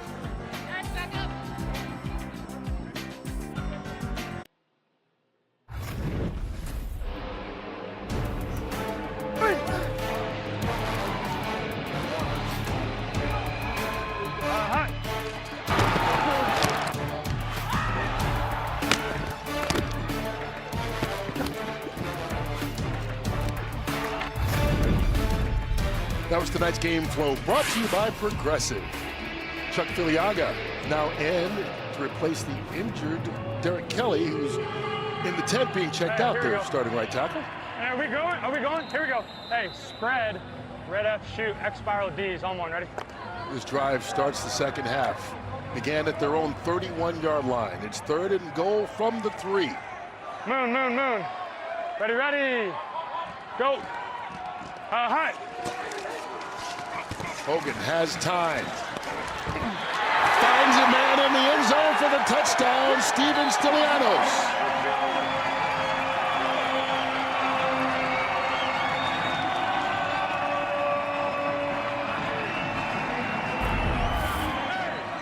Great protection up front. You know, we've been talking about the pressure that Hogan has been under. Watch this offensive line on this snap. Hogan's on the right side, and then he goes all the way back to the left side of the field. That's basically the 4th, 5th guy in the progression. He gets all the way to Steven Stylianos. Watch him. His eyes are over on the right side of the field. That's where he wants to go. He has to pump. He goes all the way to the left, now back to the middle, and delivers an accurate ball. That is way too long for man coverage to hold up in there in the end zone. And Stylianos in the end zone again. I tell you, this offense has been... this is night and day different than what we saw last week. They had 178 yards in the whole game against Birmingham last week? Yes. They go for 1. Go. Hut. A little confusion there. They don't get it, but they have the lead. It ended poorly on the last play of the first half for Kevin Hogan. I think he's made up for it here to start the second half. The touchdown pass to his tight end, and San Antonio is back on top.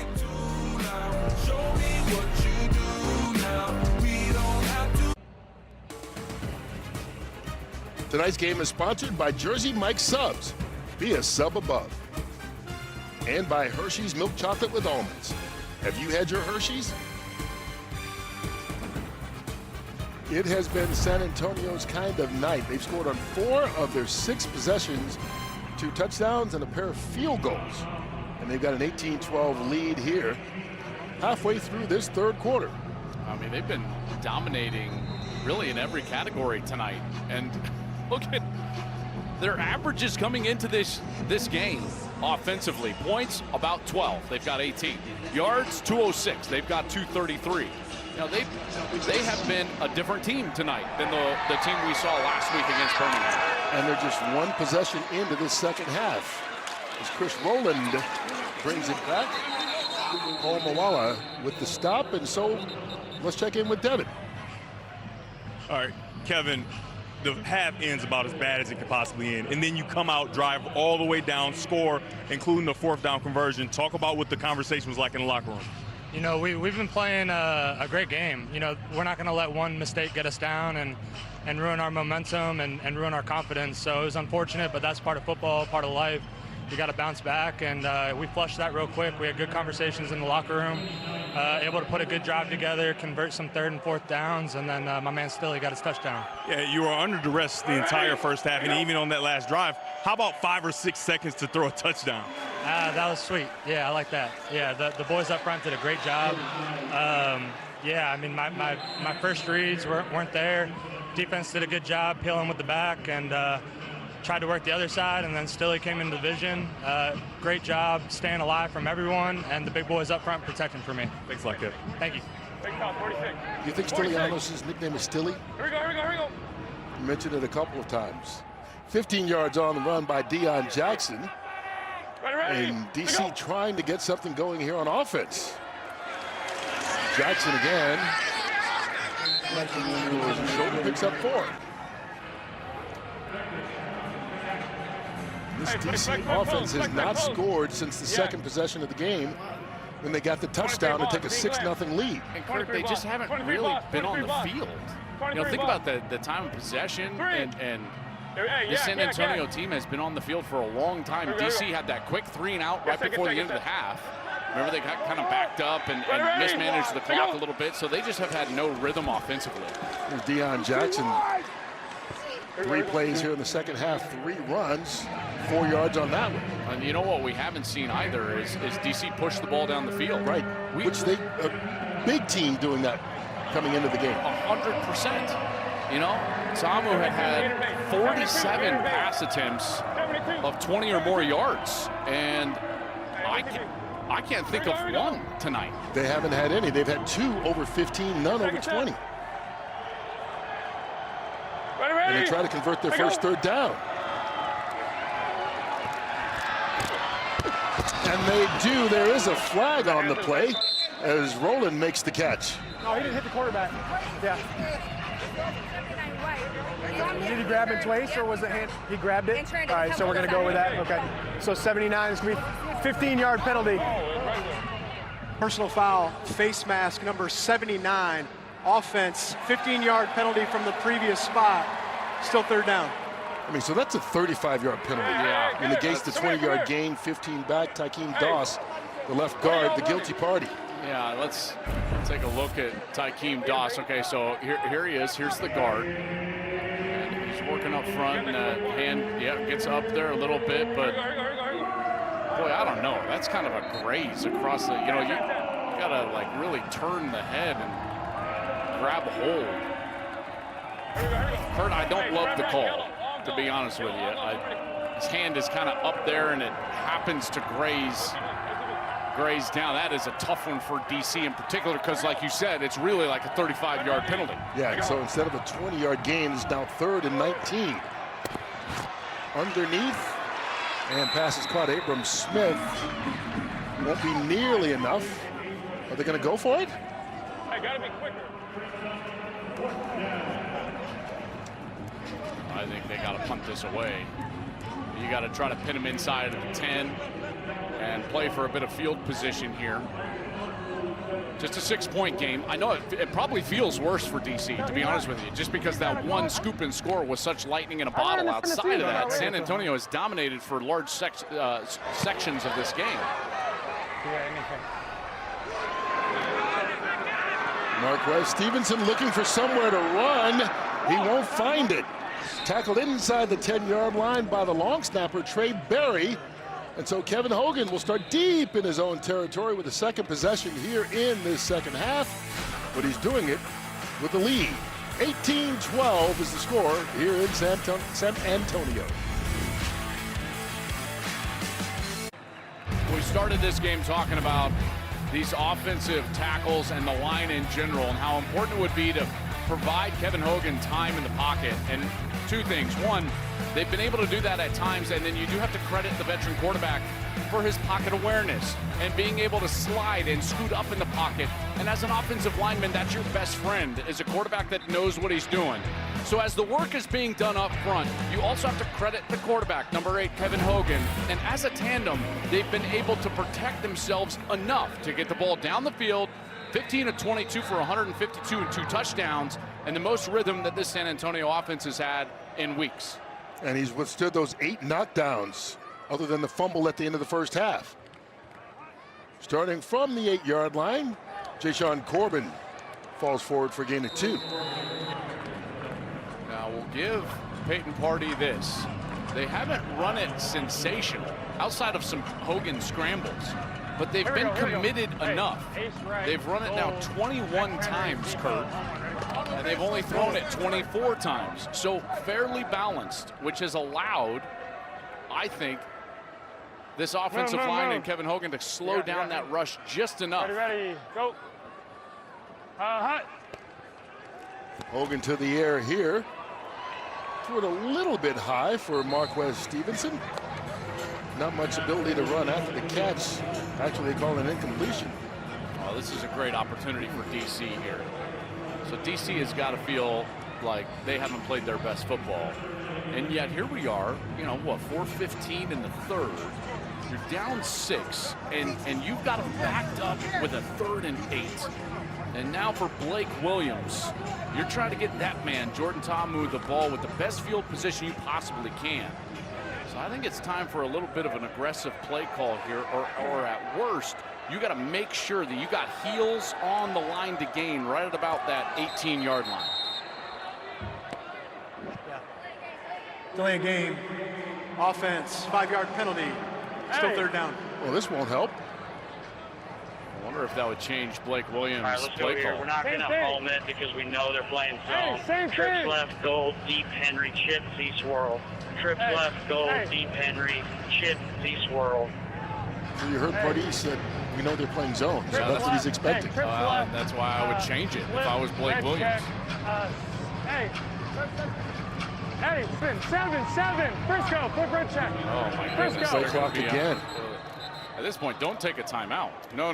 Right. The timeout is way more valuable than the 2.5 yards that you would save on a delay game. What's the issue? You're not getting it? Oh, dear. I was trying to tell you to run it again. So I was trying to get your attention. Okay. The grab. You want to do it again? Yeah, why not? I feel like we can get back to send something down the field. The odds of converting at 3rd and 13 are virtually identical to your odds of converting on 3rd and 15, which is what it would have been on a half the distance penalty in a delay. And yet you only get 3 timeouts. That timeout is so much more valuable than the 2 yards. Devin, do you agree with me on that? Yeah, I agree. I'm on the sideline. I'm looking, no, don't take the timeout, but they had already taken it. Particularly in a one-score game. Ready, go. Hut. Here comes the pressure. And it's incomplete. They wind up punting anyway. And they wasted a timeout. You know, sometimes you just got to cut your losses. And a good defensive series for DC. Here's the pressure. Look from behind Kevin Hogan. Here's a good pocket pressure. Look at that. Oh, they got away with one right there. Maxwell dove in there head first.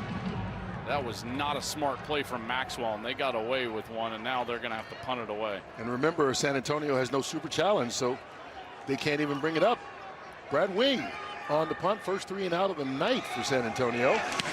Should be good field position for DC. Mickens with a hole.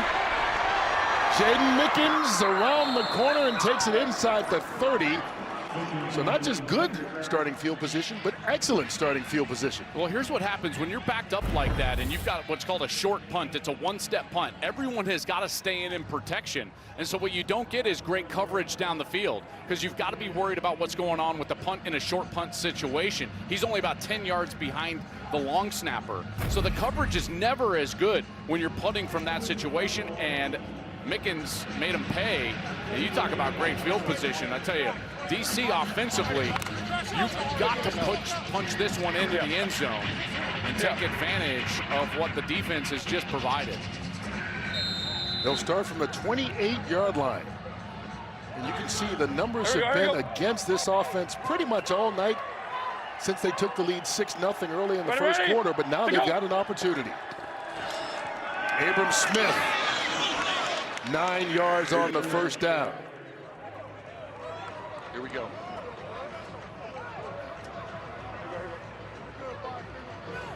Turbo, same play, turbo. Here we go.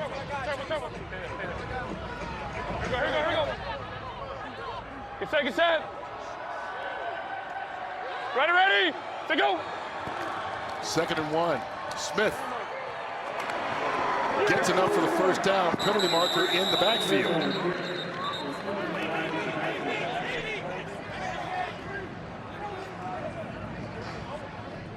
No, he needs to go up here. Holding number 70. Offense, 10-yard penalty from the previous spot. Still 2nd down. Oh, another self-inflicted wound there. Yeah, this time it's Durant, the left tackle. trying to run the football over the left side. And there's the big hook.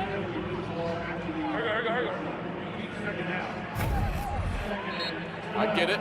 I get it. Little. Philly 46, Tucson. What do they say in the NBA? Tough whistle. Tough whistle. You can see penalties were a problem the first time these two met back in week 4. Ready? To go. Tamu has time. Over the middle, got a man wide open. Powell, touchdown, defenders.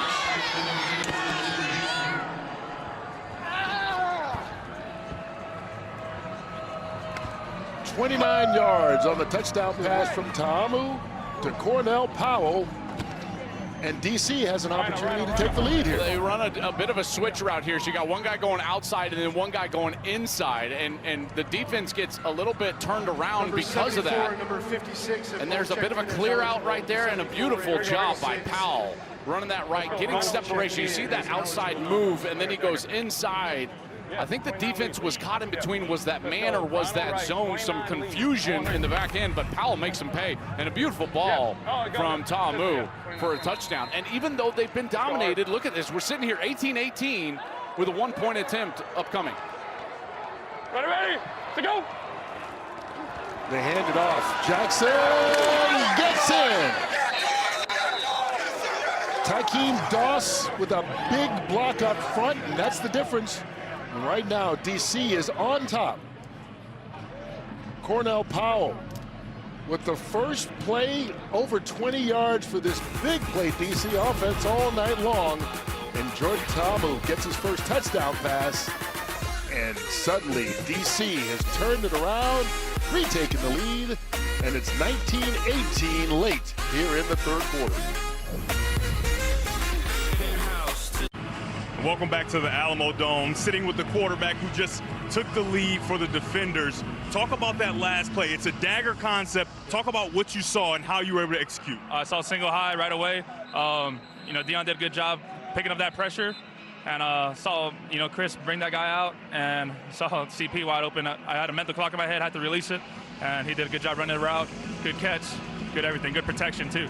So. What gives you the comfortability to throw that ball before he even breaks, right? That ball's halfway in flight before he even starts to make his break. It's all about timing. We work this after practice every day. We work, in practice. So it's all about time and protection. And we made sure we wanted to get this week against them, and we executed. Like I said in the beginning of the game, we need to execute to win this game.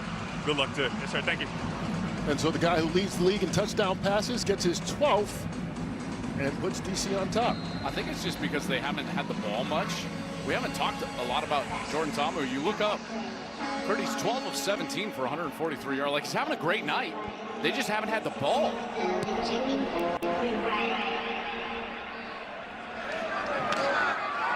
And so San Antonio will start at Jashawn Corbin. Well, Kevin Hogan will take the field down by a point right now, and it's been kind of an up and down night for him. He's played well, but he's taken a lot of hits along the way. He's given him a little bit of love in the run game, which I think is a total plus. He's made some big throws down the field in the face of pressure. And, he's been able, I think, to play an exceptional game, except for one snap. And that one snap was the fumble at the end of the second quarter. And that's maybe the difference right now, as DC has the lead off of that fumble return for a score. Johnson Kirkland starts things off with a 8-yard pickup. I know that I typically talk a lot about game situations, when you should call a timeout here and there. And listen, it's real easy from up here in the booth, and we've got the calm and everything. To ace left, and I have to remind myself, like, Peyton Pardee is learning this on the job. I mean, this is his 4th game as a head coach. He was a wide receiver coach, special teams coach coming into the season. A.J. Smith steps away. He goes to offensive coordinator.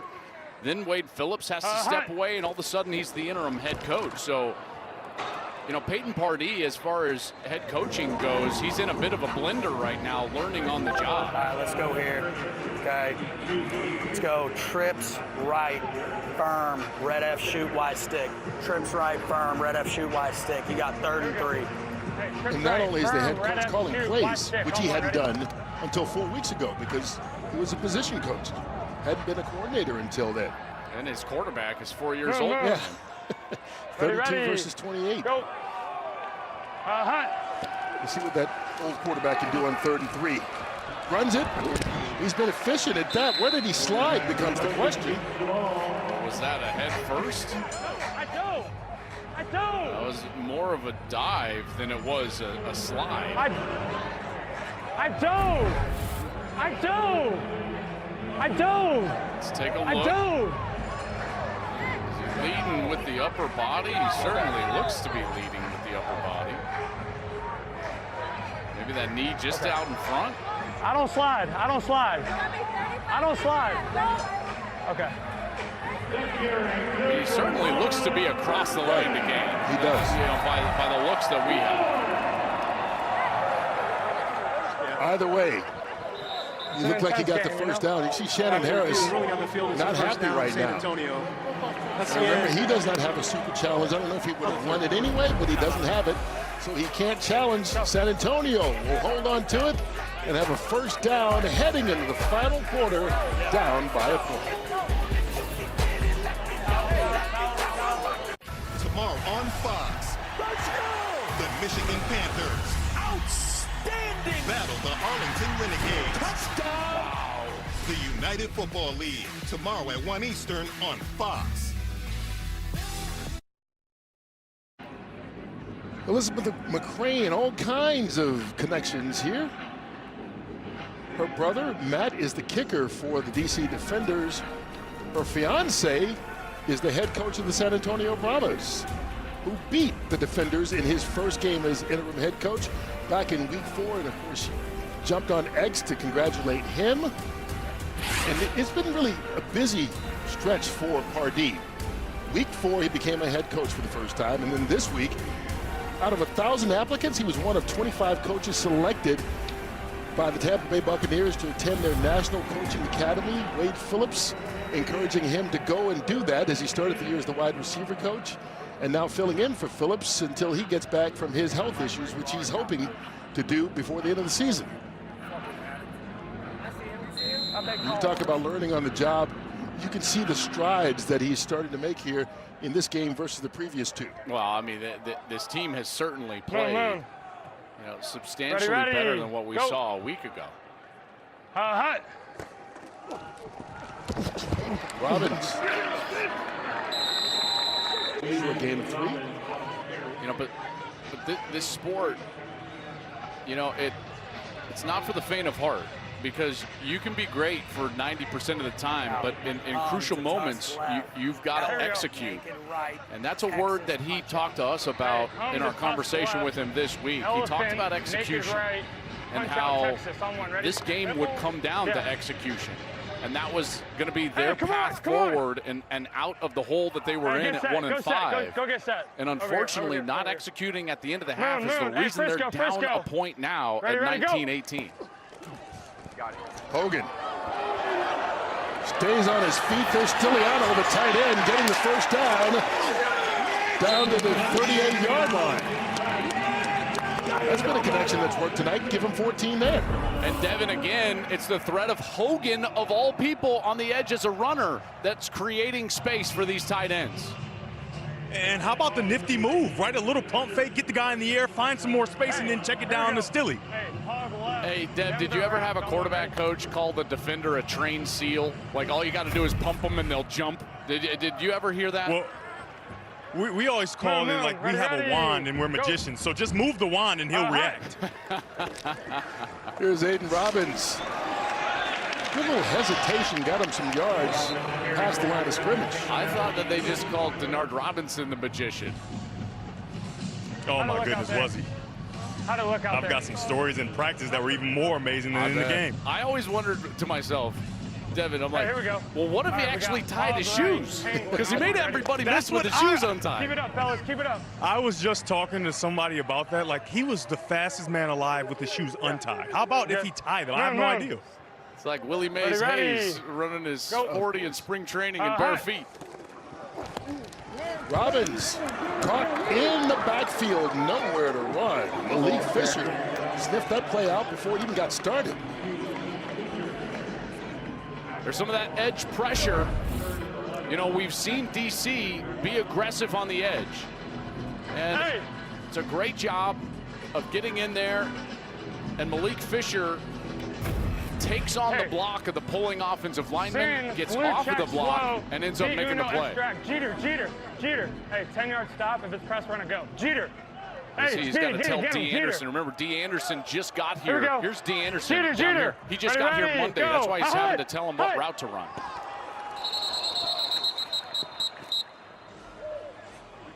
False start, number 73. Offense. Hey, we can't do it. 5-yard penalty. Can't do Still it. third down. Left guard Vitaly German. Yeah. All right. Can't do it. Trips right, red check field, 6, X and Z grab. Trips right, red check field, 6, X and Z grab. Trips right, flip blue check, 6, X and Z grab on 1, ready? Run and go.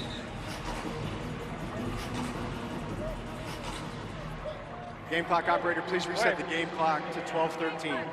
Okay. We put some time back on the clock after that penalty stopped it. Hey. Now they're ready to go. Yeah. Here we go. Moon. Ready. Go. Hut.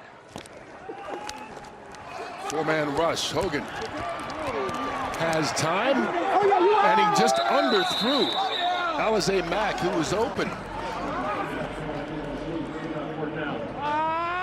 No, he's mad because he had him. I mean, he has him for a first down here. Decent enough protection, and again, he's able to step away, manipulate the pocket. But then watch at the end of this play as he exits the pocket over to his left. Again, nice job by the offensive line, and now defender falls down. He's got him. It's going to be a first down. All you got to do is keep him in bounds and put that ball up on the chest, and he just underthrows him. You can tell he is immediately frustrated after shorting Alizé Mack, and they're going to have to punt it away. Yeah, you're not going to get much more open than that. Here's Brad Wing.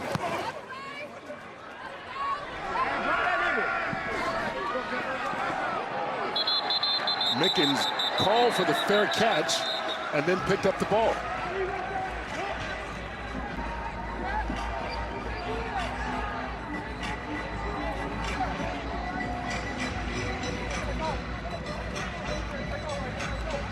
He's saying he was telling everybody to clear, not calling for a fair catch, but we'll see if the officials agree with him. His hand was low.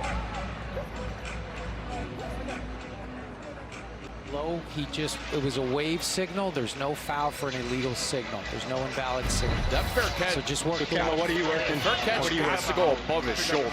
So his arm's got to go above his shoulder. Look, he just waves down below. There is no foul. There's no foul. He just killed it. We got to live with that. Yeah, we're good. We're picking him up here, and it'll be first down and immediate timeout. After discussion, there is no foul for offensive holding. Timeout on the field. First down, DC. Well, Kevin Hogan knows he missed an opportunity there. DC still holding on to the lead. Welcome back to Fox UFL Friday Night, presented by Pizza Hut. Well, tomorrow it's baseball night in America as Kyle Tucker leads the Cubs against Juan Soto and the Mets, or the Giants will take on Byron Buxton and the Twins. Check local listings for the game in your area. It happens tomorrow at 7 o'clock Eastern, right here on Fox. Well, this game has been dominated in just about every category by San Antonio, yet DC has the lead as we are into the fourth quarter. Yeah, and DC has the lead, and Devin, we've heard nothing from Chris Rowland, their best offensive player and one of the league's leading receivers. He's done nothing tonight. One target, no catches. Jackson on first down. Yeah, coming into the game, guys, we were really expecting for Roland to be a huge piece of what they do, because he has been all season, like you talked about earlier, a chance to have the triple crown as a wide receiver, and like you said, nothing to this point in the game. You wonder where his confidence was, where the coach's confidence is in him after that fumble. Remember, he fumbled a kickoff, and it gave San Antonio a short field. They ended up scoring points on that one. We haven't really seen him since. This is the tight end, Ben Bresnahan. Big hitting there along the sideline. Henry Black.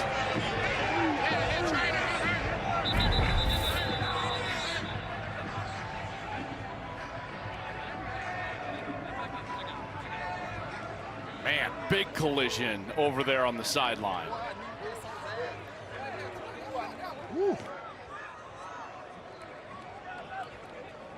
Story Jackson also in there. Bresnahan still yet to get up.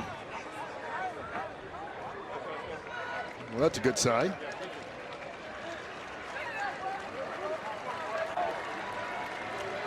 Tight end out at Vanderbilt, just his 5th catch of the season. Harris going over to check on him. He looks to be okay. That's a good sign. That was a big hit over there.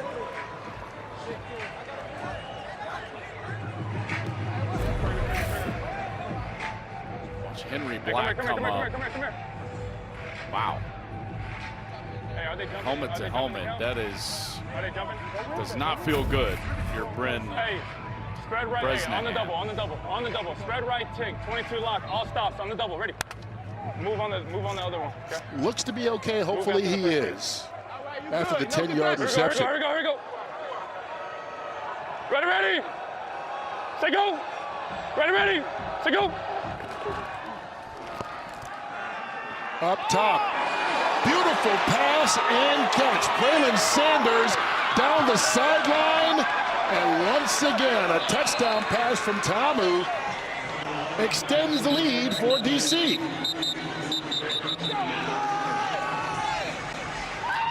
76 yards on the score.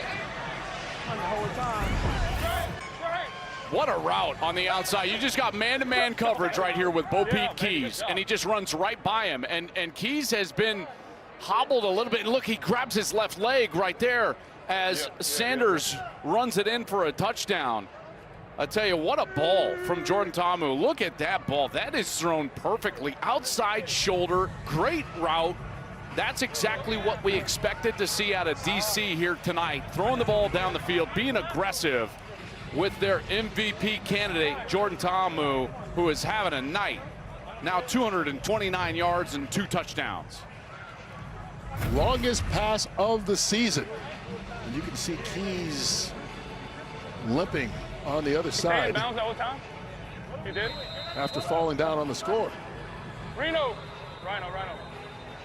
You know, Braylon Sanders was the one who caught that touchdown earlier that had that one wiped off the board by the Super Challenge. Thinking the very same thing. This makes up for it, I think. It does, man. I tell you, and this one was prettier. You know, I know that first one was nice. It was the opening series, little double move, but 56 and number 74.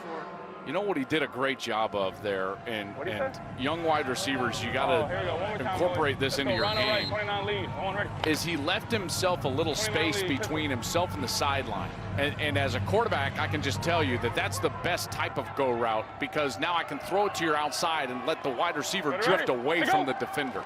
They put 2 linemen in the backfield. No chance. Deion Jackson stopped right at the line of scrimmage by Isaiah Buggs. But it's after Ta'amu throws his 2nd touchdown pass of the night, his longest of the season. 76 yards on the score. It is now 25-18, and Shannon Harris loving it. Boom! Yes, sir! Boom, boom, boom, boom, boom! Tonight's game is sponsored by Allstate. You're in good hands. And by Pizza Hut. No one out-pizzas the Hut. Well, let's take a look at this route from Braylon Sanders. And listen, he and Jordan Ta'amu were on the same page. Played a couple of years at Ole Miss together in college. But look how how much room he gave himself away from the sideline. That was a point I was making earlier. And yes, he beats him, and Bo Peep Keys has a hamstring, but then you watch the throw and you realize that Jordan Ta'amu has a bigger area to throw that football. So rather than having to make it in a basketball hoop, he gets to throw it in a big laundry hamper over there, and that makes all the difference in the world. You know, so any quarterback can make that throw, and it was a beautiful one from Ta'amu, but the route from Sanders was spectacular, and you could tell he knew it right off the bat. These guys, again, played college together at Ole Miss. Sanders has been going off recently, and that was a big play. 76 yards, second longest touchdown pass in the UFL this season is John Trey Brooklyn. Keeps on fighting, trying to get yards. We'll give Kevin Hogan the ball back there. And this is a one-score game right now in the fourth quarter, and that one score, well, the difference probably happened at the end of the first half for San Antonio. Hey, gotta go. Well, it looked like they were going to have a chance for points. Then they mismanaged the clock. They didn't take a timeout. All they have to do is not take a sack. Not only do they basically take a sack, Hogan dropped the ball, and it went the other way. Hines in with a touchdown, and here we are in a 7-point game. So that's essentially, on the low end, a 10-point swing. And it happened on one snap of the football. Liz. One situation that was mismanaged by San Antonio, and DC took advantage. Moon. Ready. Go. Hunt. San Antonio trying to get their offense back into gear. That'll help. First play, they pick up 8 yards on the pass play to Marquez Stevenson. Good job, Speedy. Hey, deuce left, Denver on one. Deuce left, Denver. Bronco is the run to the left, so Denver's got to be the run to the right. Right? Hunt. They're working Lexer. Whoa! Corbin. Does he have the speed? He does. Takes it all the way, and that's one way to answer. Jay-Sean Corbin, 57 yards, and San Antonio scores.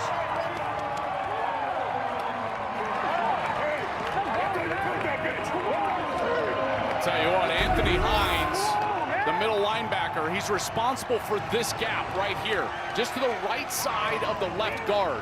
And watch as the left guard goes up, he's able to seal him over to the left side. That produces the hole right down the middle of the defense. When you hear someone say gap responsibility or being gap sound, that's what they're talking about. He's responsible for that area of the field between those offensive linemen. He got out of position, and San Antonio makes them pay. And this is a huge conversion now. They're go for 2 in the lead. Empty backfield. One play from the 5-yard line. Ready, go. Pressure coming. They get to him. That'll stop it. So San Antonio will take the 6. They inch a little bit closer. It's 25-24. A 76-yard touchdown pass from DC. 2 plays after that. A 57-yard run by Corbin. And Blake Williams can't believe it, but his team's still hanging on to the lead. Say it to my face, I dare you. Too deep in the game, I'm keeping my foot in it. Hating on me, but it made me go harder. Ran up a few wins, my bank account trim. I promise you, he ain't richer than my daughter. Life was closing in, face to face with sin. All my demons got him in order. Read what I'm seeing, bad what he did. Dread from his kids, life got shorter. Gone in the days. We got ourselves a Texas shootout here on Fox UFL Friday night, presented by Pizza Hut. The quarterbacks have been cooking here in this second half. 4 touchdowns in this half alone, including a couple big plays for each offense. We expected the big plays from the defenders, but I tell you, this has been a pleasant surprise out of San Antonio's offense. Remember, we came into the game, they hadn't scored a touchdown in 10 quarters. And they were finally able to put a drive together, put it in the end zone, and then open the floodgates here offensively. His 24 points matches San Antonio's season high, which they had scored previously against DC. Peyton Pardee with Devin Gardner.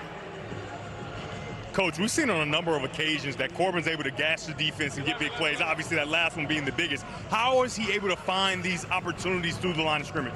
Well, I think a couple things. One, our offensive line is doing a phenomenal job staying firm on their double teams. Corbin's running his tail off, and then the receivers on that are blocking it like electric. On that was really just a simple tight end backside inside zone scheme away from the tight end. They had an issue fitting it. Corbin read it right, saw the correct hole, hit it, and it was a total team effort on that last play. Under 10 to go. Good luck the rest of the game. Appreciate you. Thank you.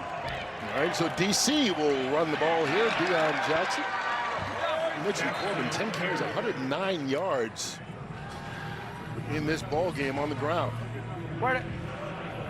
He likes playing DC, I think. I guess. I mean, they haven't done anything offensively against anybody else in the league. They've dropped 48 against the defenders. So in 2 games, 48 points.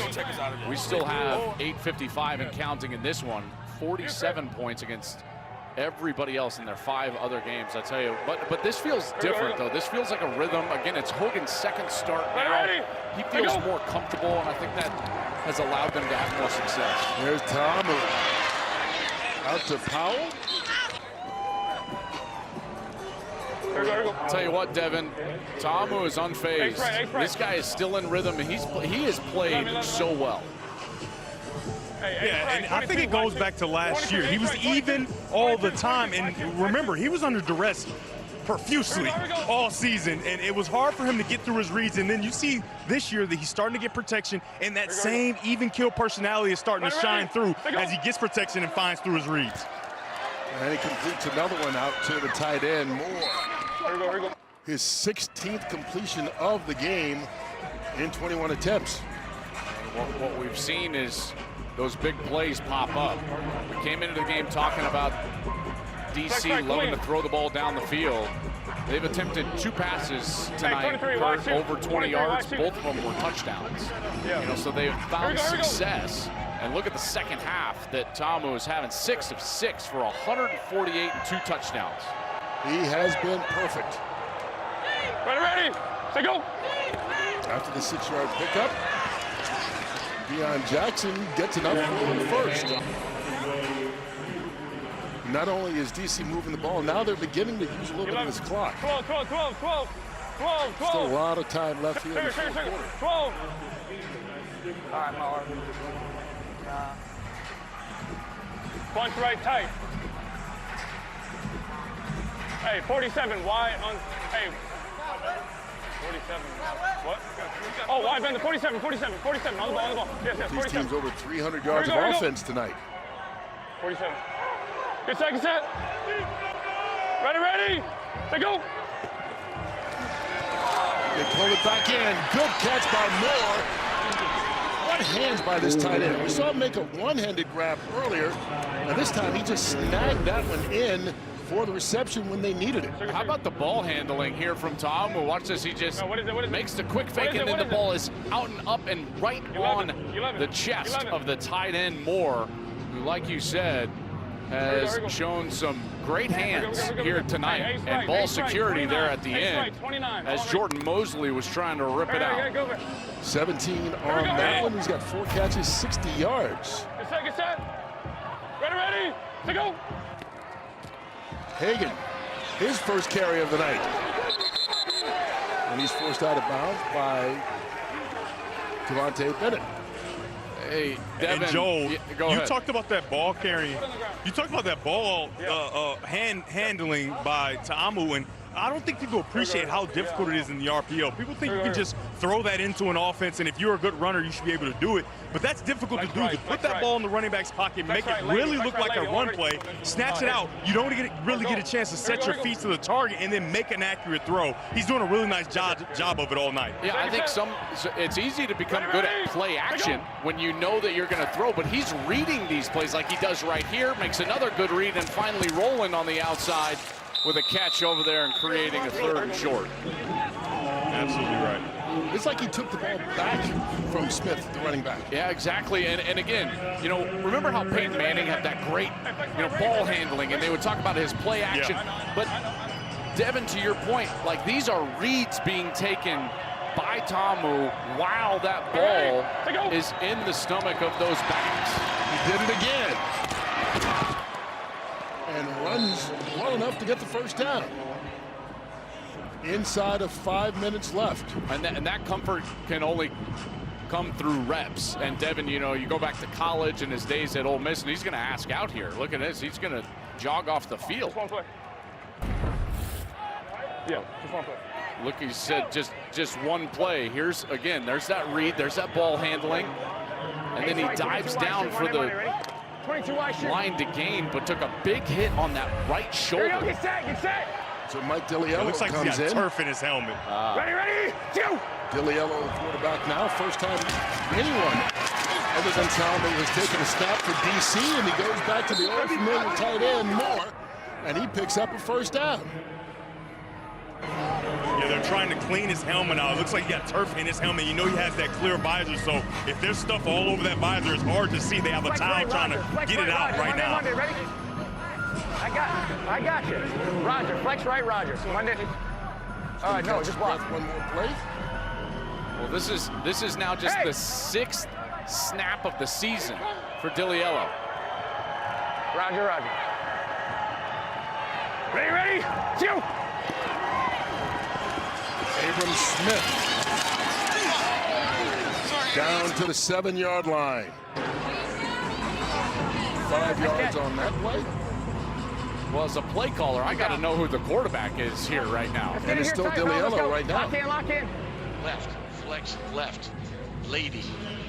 Flex left, lady. Monday, ready? Monday, lady. Well, looking at that helmet, seems like it may be an audio issue as well. Well, I mean, you've got to play straight man coverage, and you've got to pressure this quarterback right now. He keeps it, DiLiello. Wrestled down at the 5-yard line. 12th play coming up. Well, is Samu going to come back on the field on the 3rd down? 12. He's not. Okay, so this has got to be something more than the visor here. He would be on the field. If this was just a visor, he'd be on the field. One would assume if it's just the audio too, because they can signal it in. 2:30 and counting, 3rd and 3, biggest snap of the game, and DiLiello's on the field with his 8th snap of the season. Blitz coming. DiLiello hangs on, but he doesn't get the first down. They're stopped just about 1.5 yards short. Yeah. And it was not clean. The action, the snap, DiLiello's ball handling. It's going to take us to the 2-minute warning, and Tamu will jog onto the field. Sugar. They look like they're going to go for it here on 4th down. A big play when we come back. Final 2 minutes here in the 4th quarter. We were discussing during the break, if you're DC, would you consider kicking the field goal and making a 4-point lead? Well, here's the thing, is that I don't know if this is as much about the score as it is the clock. Ready? Hey, Rhino. But with a 4-point lead, the best San Antonio has to get a touchdown. Right now, they can win it with a field goal if you don't get it. They can still get a first down. So what I'm saying is if you can get a first down here and not a touchdown, that's the best case scenario. And you run out the clock. Because then you're going to drain their 2 timeouts and take time off the clock, and then at worst you'll still get the field goal. Let's see what they do, needing the 2. Ready, to go. They bring in the extra lineman. Oh, what a fake, and they throw it to a lineman who one-handed for the touchdown. Gunnar Britton. And the big man may have put it away.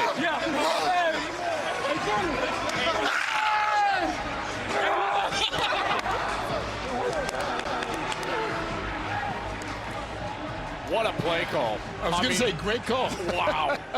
I mean, that takes a lot of courage. And I tell you, Shannon Harris, that's a huge moment to go for it. There's the eligible offensive lineman that comes in the game, and it's just a blown coverage.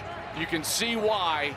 You wouldn't think that he's going out, and then he tips it to himself. And a little bobble as he goes down, but he's able to hold on to it for the big man touchdown.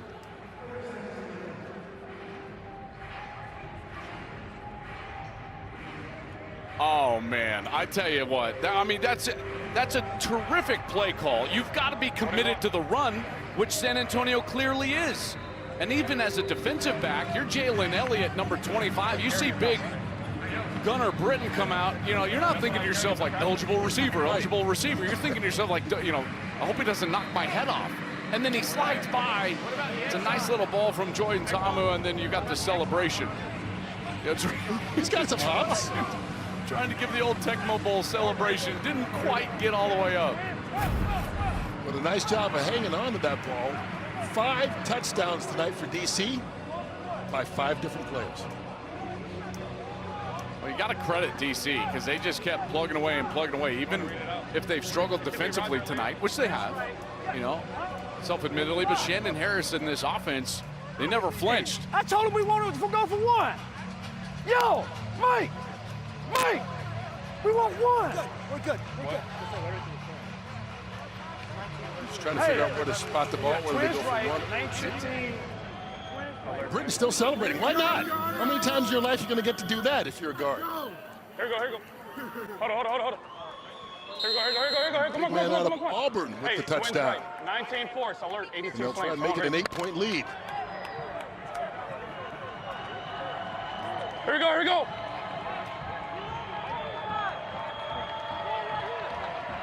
Hey, alert. Ready? Take go. Ta'amu looking up top. They get it. Nice and easy.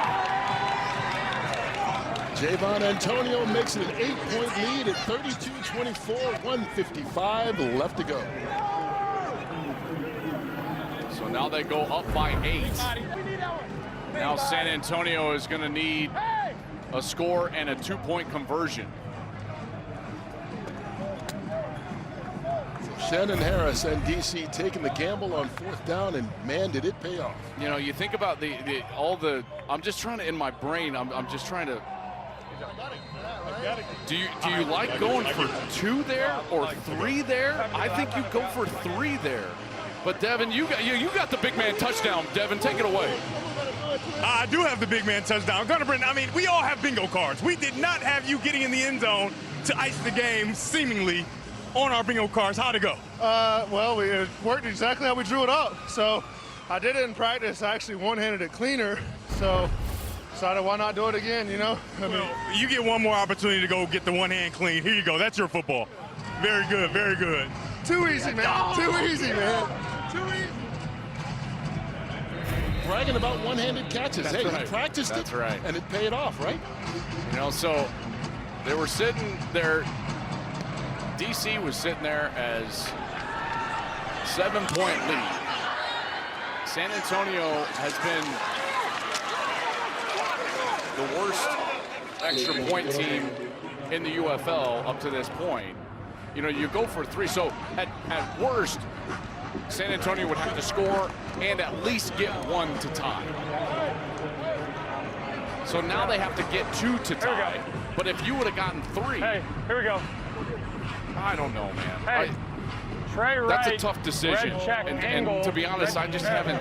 I haven't Trey thought Wright, about red it check enough. angle 7. I would watch think you out, go 1-1, for 3 ready? there, right, Kurt? No, check. I think. And then, like, kind of like because, a bird. yeah, as you do the math. Okay, now you got me overthinking. I know. Well, let's see how this last 148 plays out. And San Antonio's got 2 timeouts. Moon. Down by 8. Ready. Go. Hut. Showing blitz. Hogan connects. John Trey Kirkland. 1st down and 14 yards. And that'll stop the clock inside of 2 minutes on a 1st down. That stops the clock. Beautiful ball there from Hogan, who again has to step up in the pocket. White bomb. Trey has an Uno. Hey, Frisco. Ready, go. Here's Hogan again. Caught from behind and sacked. Derek Roberson.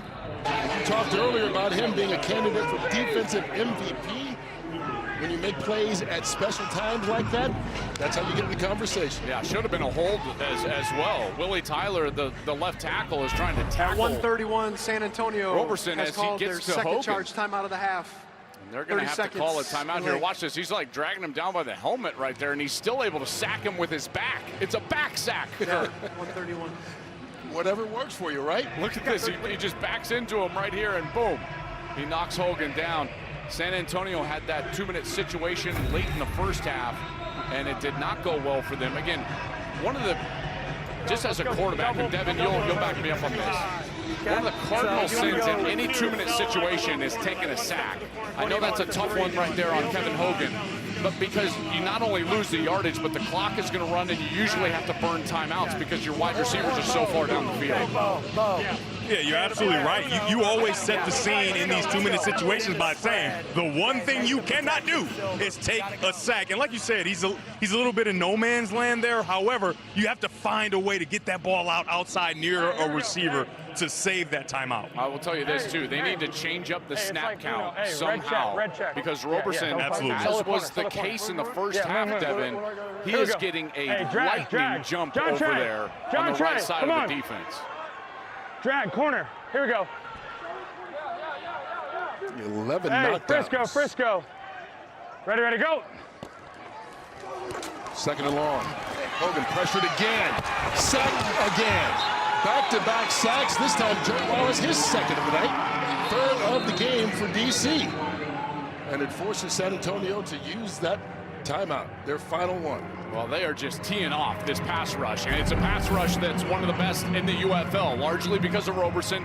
He's going to be the one that gives you the initial pressure right here, and Hogan's got to step away, and then the stunt is able to get there. I'll tell you, this team, whether it's Kyle Phillips or in the middle and there Joe Wallace. Joe Wallace, again, he leads the UFL interior defensive lineman with pressures, and he's gotten home a couple of times tonight. Right, red check field, 6 X and Z grab. Okay. And hey, we'll make it 15-yard grabs. You good? Yeah. Okay. Hey, we're gonna go trips right, red check field, X and 6. X and Z, 15-yard grabs. X and Z, 15-yard grabs. 6. They're trying to just get a big chunk of this back so they can go forward on fourth down. You've got to have the fourth down call ready because now they're out of timeouts. Can't stop the clock. So if this is completed short of the sticks and not out of bounds, you got to get to the line of scrimmage immediately. But Kevin Hogan cannot spike the ball because it will be fourth down. So they need a play call immediately. You talked about it before. Want to get about half of it here on third down? At least. Movement by the left tackle.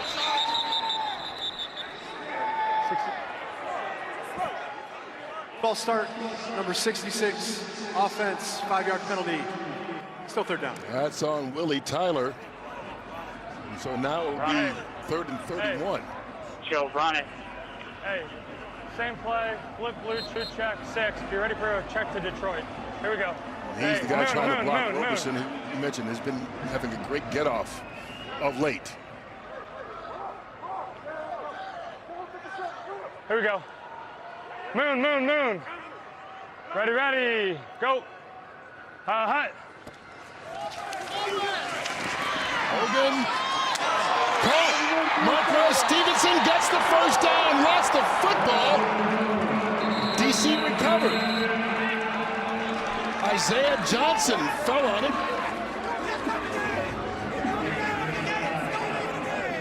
And after getting the big play to convert, recovered by the defense, first down, DC. They give it up. It worked better than they had planned, but it proves to be costly. I mean, these last these situations at the last series of these, first half and now of the game have been wild. I mean, Stevenson gets a hole right there. This is a great ball from Hogan. He's got the first down, and then it's knocked away. DC twice now, twice. In the last series of the first half and now in the end of the game sequence has turned the football over. Credit Keandre Thomas for forcing the fumble. And that should do it.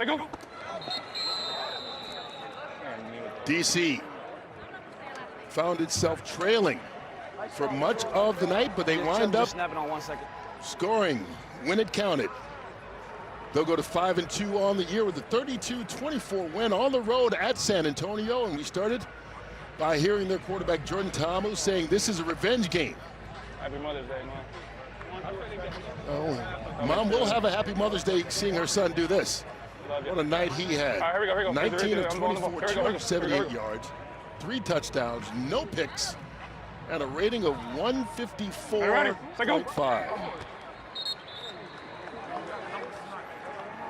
And adds to the resume for the potential to be the MVP. And there's a look at the up-to-date standings. DC, the first team to get to 5 wins here in this UFL season. Kalen, thank you, brother. Thank you. Keep going. Yes, sir. Thank you. Thank you. The Nashville Showdown. Peyton Pardee has seen this San Antonio offense play maybe their best game of the year, but it's not enough tonight. We did get it. We did get it. Of course, they know one another. We mentioned McCrane's sister is the fiance of Pardee. And so Shannon Harris and the defenders get the victory. 32-24, back to wrap things up from San Antonio after this.